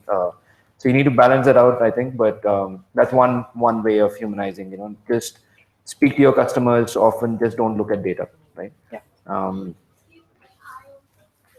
You have the mic there, please. The second, I think you had sorry, just a second. Yeah. You had a second part of the question, right? Yeah. Can you repeat the second part of the question? Sales and marketing. Sales and marketing. Yeah. For us, it's actually it's disconnected in terms of function, right? But it's interlinked in terms of the performance. So like a restaurant to invest in Zomato for a banner ad, right? For visibility. The marketing person's neck is on the line to ensure that the traffic is growing well, to deliver sufficient returns to the clients, right? So it's not linked at all from a day-to-day perspective. Like, we sit separately and like there's very limited interaction, but I think we're all aligned and to what we need to achieve, right? For us, from a marketing standpoint, we want users to grow, get more users who use a product like, twice a day, to come more often. And that in turn results in returns for the brands who the sales team get on board, right? So it's linked that way. Plus we have a content team which needs to ensure that the restaurant listing is up to date. If that's not up to date, then a user would never come back to that page, right? So it's somehow all connected. So the way we humanize the brand is, HCL's core ethos is employees first, customer second. That's what we are known in the world for, and that's our employee value proposition. The way we bring it to life is when we run communication campaigns, and we are a services company, 120,000 colleagues in HCL I have. We never use models. Our employees narrate the story. So 2 years ago, actually 3 years ago, we created a manga comic, which we've been doing every year now, which just has employee stories on how are they taking relationships beyond the contract. And employees love it, their family loves it. For us, the magic moment is, because we're a consulting company, like an agency, the magic moment is the interface between an employee and a consumer. Like any services brand, like a retailer, the moment of magic is that moment of service. And how do you really, really make that exceptional? We make that exceptional by recognizing our employees who are everyday heroes, who create the magic, who take the relationship beyond the contract. And we celebrate everyday ideas. How many of us can claim to have filed a patent a year or created a search engine like Google a year? Very few. But that doesn't mean a normal employee's idea is not important. So at HCL, we celebrate everyday ideas. We humanize the brand by celebrating employees. And through them, we go to our customers with our value proposition. So the both elements of brand advocacy and employee advocacy comes in. It's like a yin and yang. They're two sides of the same coin. For a services brand, you cannot have a customer value proposition which is disconnected from an employee value proposition. Absolutely. Absolutely. Sorry, who has a mic? Yeah, go ahead. You can ask. We'll come back to you. There's somebody behind you. If you can just... Okay. Thank you. Yeah, actually, I wanted to ask, nowadays, a lot of fashion blogs and lifestyle blogs and have come up, and celebrity blogs like Miss Malini.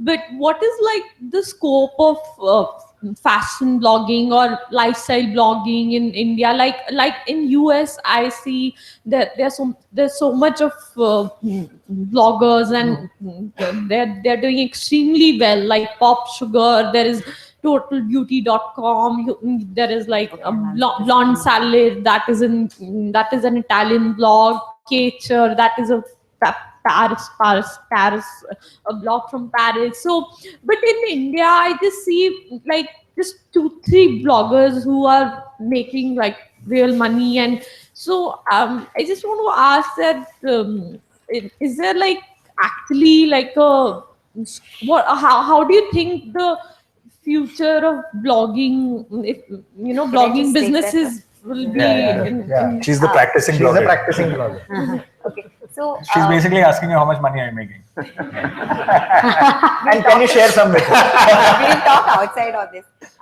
Actually, you have a very pertinent question, because a lot of people are trying to become influencers, and the lowest hanging fruit in influencer is the travel, fashion, and food right now. Yeah. So a lot of people are trying to write content, and I call it in pursuit of contentment right now. We are not yet there to really monetize blogs. You have to be amazing. You have to be a really unique voice to be able to monetize a blog. So if you're thinking of that as a career prospect, then you need to first identify what's your core strength, and are you really, really good? Ask yourself some hard questions. Start doing some test cases where people like your content, if you feel that there, and you can commit yourself to it, because content requires a lot of commitment. It's not something you can do a bit with it, you can flirt with it, and you can get out with it. You have to be committed you have to to be that. very regular.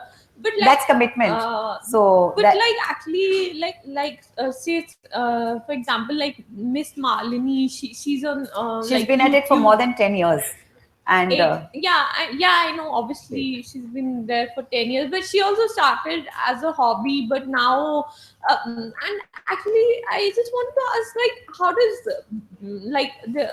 this YouTube help in making money? Like there are so many vloggers also which are making actually, there's a lot of content. You read up you do the search word for influencer marketing, and take a look at how influencer marketing is working in some other economies. India is very new to it. It will come around to it. It's not so much.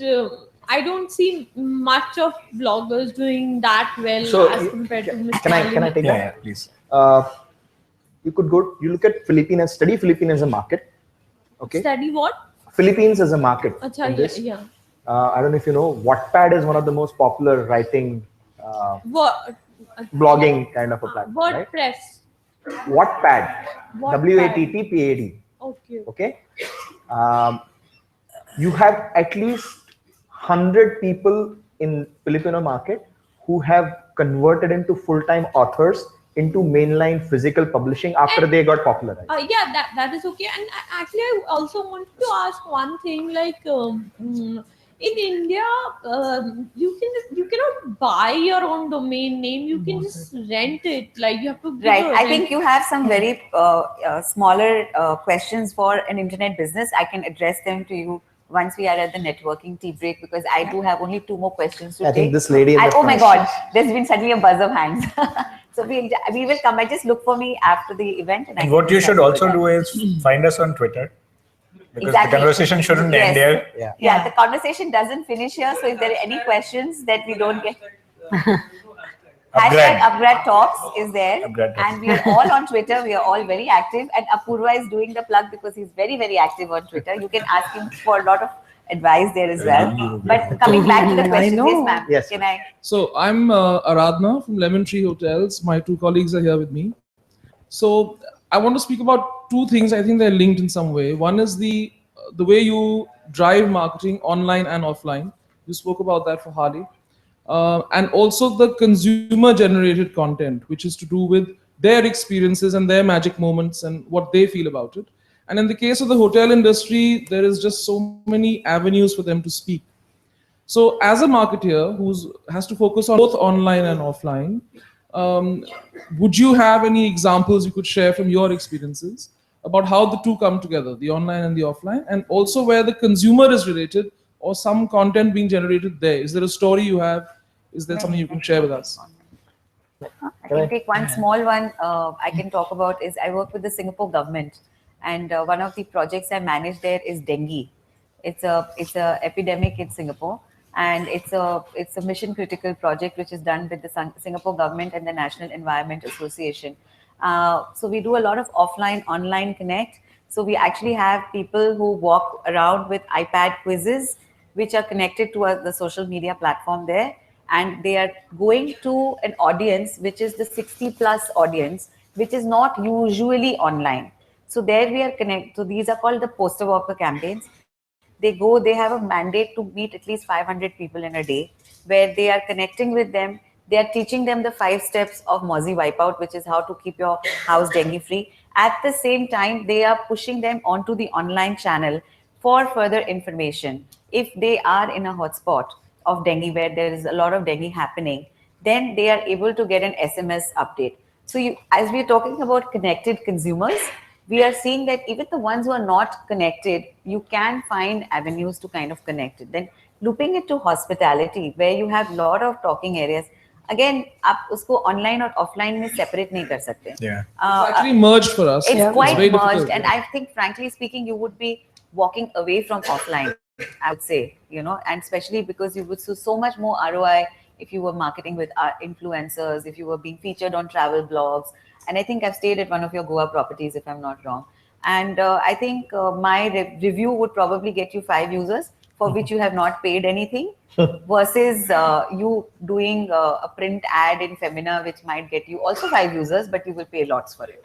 So you kind of fade out offline in hospitality, I would say. So I think from an agency perspective, we work with lots of brands.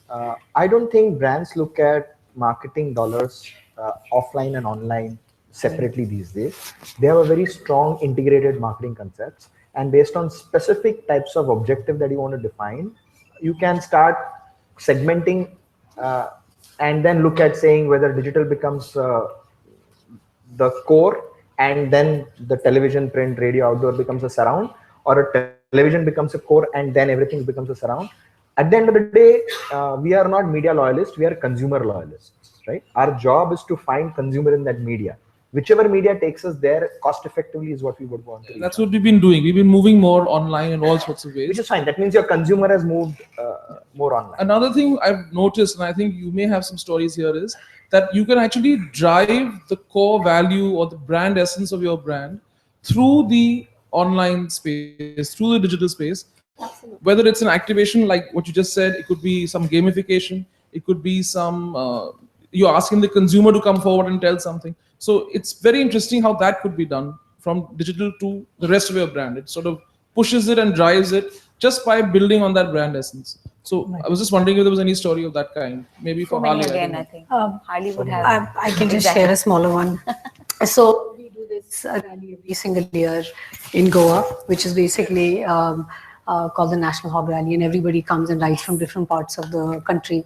So we get close to 5,000 to 6,000 people coming to one place. But what we do before that to build that so that other people who are not in the Harley foray come and experience this is that we tell everybody to share their experience online.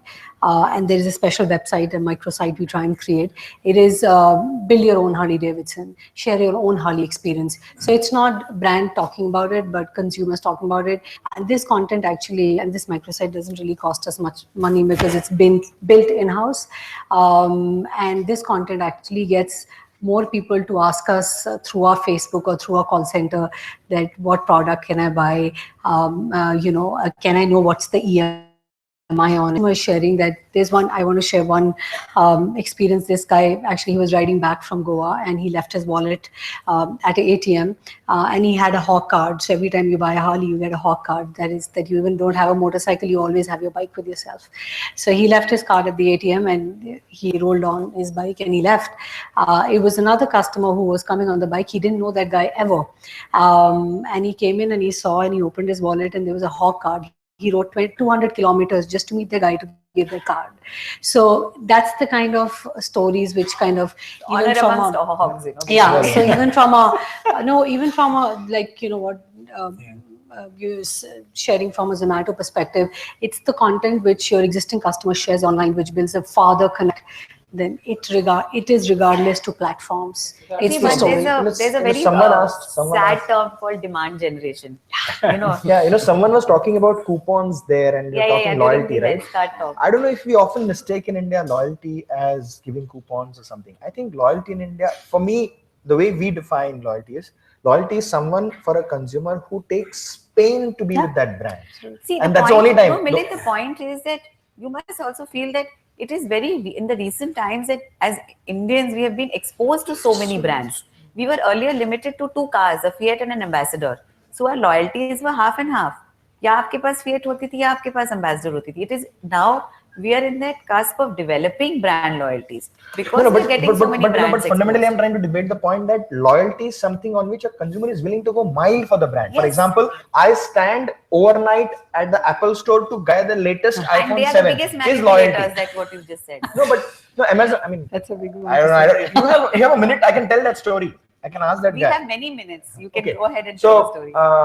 How many times the gentleman around there who asked about Amazon? How many times in your life have you skipped the content and only seen the ad? So have you ever sat in front of a television that I will forward the serial, but I will only see 15 seconds, 1.5 minute of ad. Then I will again forward the content, only see 1.5 minute of ad. Have you ever done that in life? Oh gosh. You have a fair point.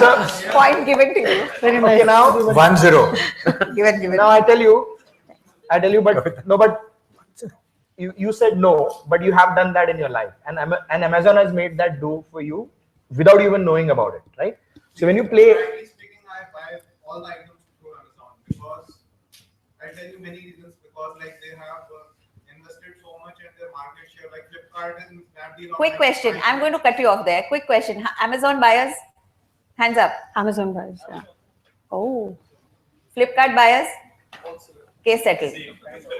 So same. But the point I was trying to make was that when you look at an Amazon, when they recommend to you the below part, is nothing but advertisement. I personally think in internet, most brands in India have not built loyalty. Exactly. It's a very deal-oriented behavior. Exactly. You just look at the advertising. People are burning the money they've raised. Every day is about 50%, 60%. It's pathetic, but lazy marketing. That's going to go now because the money is dried up, and that's another discussion. Very, very lazy. I know of no loyalty-driven brand in India. Give me one example where people will take. Yes. Sorry, but Harley Davidson is not an Indian brand. I'm actually 99% retention. Milind, I'm actually hiding. Indian. But you can't say. Yeah. You can't. No. Yamaha is a Japanese brand. Someone said Yamaha. No, it's a British brand. British. I don't know of any brand which will say, okay, let's take an example. Patanjali. Yeah.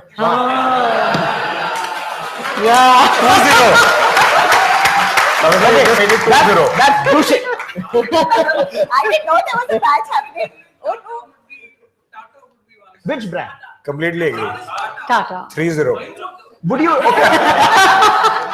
I ask you, would you pay 50,000 premium to buy the next Tata because it's not available? But Tata. Or would you wait for 3 months to wait for that car? I don't agree to Tata. Tata plays on nationalism, so you and have trust. And trust. Trust So the pillars of trust is like what. if Harley is about independence and living your dreams, Tata is about trust. Guys from UpGrad, how much time do we have? Yeah. The last show tonight, right? Okay, all right. So we have the time. We can debate brands today. Go ahead, guys. No, see what happens with brands like Tata, which have had a very long-standing history in the country. They have part of the country's culture in that sense. So you would, but that's a unique spot to hold. Yeah. You don't have that spot being held in different industries by different brands. So for example, ITC doesn't hold that spot, even though it has a very big history. So that in that sense, we have not created very many brands which I will give my left arm to kind of vote. But yeah, and even if Tata is there, so let's say Tata is a big brand. How many of us will say, okay, Taj West End in Bangalore is going to cost me 5,000 more as compared to the next Oberoi property, which is as good? Would I still stay at Taj West End? No. Is where the brand loyalty will actually come in. So for Harley Davidson, people will pay that extra premium to be with that brand. For Apple, people will pay that extra premium to be with that brand. How many people will really pay that premium in India to say, I will be brand loyal? Is my question to the brand marketing. See, I just want to bring another context to it. So you're talking to a very extreme and exclusive kind of brand. Like the key concept in marketing, I think, which Kotler wrote, I think, multi-years back, was all about like, we have certain basket which is acceptable to us. It's like what we talk in consumer goods. A retailer, the small shopkeeper will only keep your brand if the consumer comes to his counter, says that ye Jaya sabun hai kya? Nahi hai, so he'll go to the next counter. And in your mind, you're clear that I can use Hammam, I can use Dove, I can use Pierce. That's it. So that's how it has to happen. That's called loyalty. I mean, nobody will like give you blood just because you're a brand. You are also in a profit-making thing. Yeah. You just make me feel good. You make me feel happy. Whatever need I have, you satisfy that, and that's about it. I mean, but I think coming back to just to give a small recap on Patanjali's development was they went the other way where they didn't create products first and then content. They created content, community, and then a product. So you see, for them to become a unicorn, their growth has been phenomenal. Of course, there is the good and the bad and the ugly of every brand. But if you see how they created trust first, and then they put products after the trust, and that's something. And viral marketing, where the CEO wore a skirt, jumped off, and ran. Sahara, abhi nahi discuss kare to better hai. I just want to add one thing, just to give Apple's example. So there's Samsung also makes great phones. Apple also makes great phones today. Of course, Apple's penetration is not so much in India as compared to Samsung, but how they sell their product. So there is a 3 circle is what, how, and why. Simon Sinek. Yeah. So exactly. So Apple always says, we exist because why don't you experience our product? Samsung says, this is what it is. You get it in this much EMI and installment. So you don't have to be brand loyal for everything. What brands, I mean, from a brand marketing perspective, it is that why do you exist as a brand? The customer needs to know. And if a customer knows that why do I exist, why this brand exists, that is brand loyalty. Brand loyalty is not extreme end of the corner, which is what we are talking about. So every brand has loyalty. To what degree? That's what last we have to question, do. and then rest all of it can come on Twitter to us. Hello. Besides Tata, again the brand was Bisleri. If you remember, a lot of people went and Debatable है dude. Bisleri वाली कहानी थोड़ी सी debatable है. उसको हम लोग debate कर सकते हैं. But last one question. Hello. Listen, guys, I have to Kavita, we should take one from the top. Okay, I'm going to take one from the top because these guys have been amazing. I mean, this guy stood up with a mic. So you've got a mic. I've been holding a mic since last 20 minutes. Is that a flower? Yeah, he's holding one. He's holding a flower. It's a piece of paper. Okay, that's the question is yours. Last one. Make it really worth your while. So my name is Chandra and I'm a student at the college. Now I had this question for a while and I want to ask it to a marketer. Since you are digital marketer, so the more the better. So I had this question that marketing is all about selling stuff, right? So by selling, what you're trying to do is create a need. You create a want. Now, how do you feel? I'm trying to be asking this. When you see that your daughter, she's looking at the watch and she's being advertised that the color of her skin is not white. When she sees that the place she is living in, she will live at a bit of flat or something, and she's not happy with the place. So how do you feel? Like I feel marketing creates a more unhappy place of the world. So any comments about that? Over marketing. Marketing. That's so true, actually. See, I mean, one is, I mean, you will not buy anything till the time, I mean, your the perfection and inspiration. I mean, they go hand by hand. Some brand inspire you, some brand tell you that you are imperfect. That's why Fair and Lovely sells more. Fear Psychosis or Birds. The beer is sold on that. Like creating world more unhappy place. So I personally think if your source of happiness is extrinsic, you're in deep trouble. If a brand can make you happy or unhappy, you're in deep trouble. I don't get smartphone, but my sister does. And every time she, people, by saying that it's a little idealistic, but on a basic human level, we do that. We really do that. No, in a basic photos of people having fun at an island or somewhere, on a private island, we want that. So. And there's nothing wrong with wanting that. You should work towards it. So I think you seem to be a bit more spiritually also bound. I think we should which is very good, right? Very good. The Western world today, India is yet around there. Western world today is going big time towards what is called as minimalism. So follow that, read about it. That means how can I own minimal things and less of things, right? I don't need to have a closet or a wardrobe which has got 30 shirts, right? 3 shirts will suffice. Absolutely. So marketing does bring consumerism, but it doesn't make world unhappy place. I would disagree with it making an unhappy place. Of course, it brings consumerism. We can debate till cows come home whether consumer is right, wrong, sustainable. See, if planet. UpGrad hadn't marketed, you wouldn't have come here. Yeah. If you hadn't come here, you wouldn't have asked this question and listen had to that glee on your some face. No, but you have a valid point, and minimalism is a very accepted new world theory to go with, because we have started now questioning what makes us happy as well, and that's important. I mean, I don't think so anybody at the panel will disagree, and I personally am a practitioner of minimalism now after like years and years of consumerism, and I can assure you that there is. I really wish I had the courage not to be on a smartphone. So if I wasn't on the smartphone, I'd probably be writing more. I would probably be experiencing life more, things like that. So that's a personal thing. And if you can be on that path, don't think that you are being singled out and being left aside. As in, you are creating a path for others to follow. Trust me. Dude, Veda teaches us 2 basic things in life. Everything else is mithya. One is human mind survives to be happy and to make discomfort less. That's the only 2 core purpose that a human mind seeks. And this is taught by us 10,000 years ago. Yeah. So I think that was the. No logo by Naomi Klein. Yeah. So in fact, I don't want to. फिर वो नई. उसका भी इसमें logo बना रहे हो. The book cover has a logo. Exactly. I agree. That's amazing, actually. But she's taking a take, and it's very interesting. It's the Uncola strategy. I mean, he should read from Shore because he's interested in knowing what the logo. His sister should read for sure. He is clear about his goals, right? Yeah.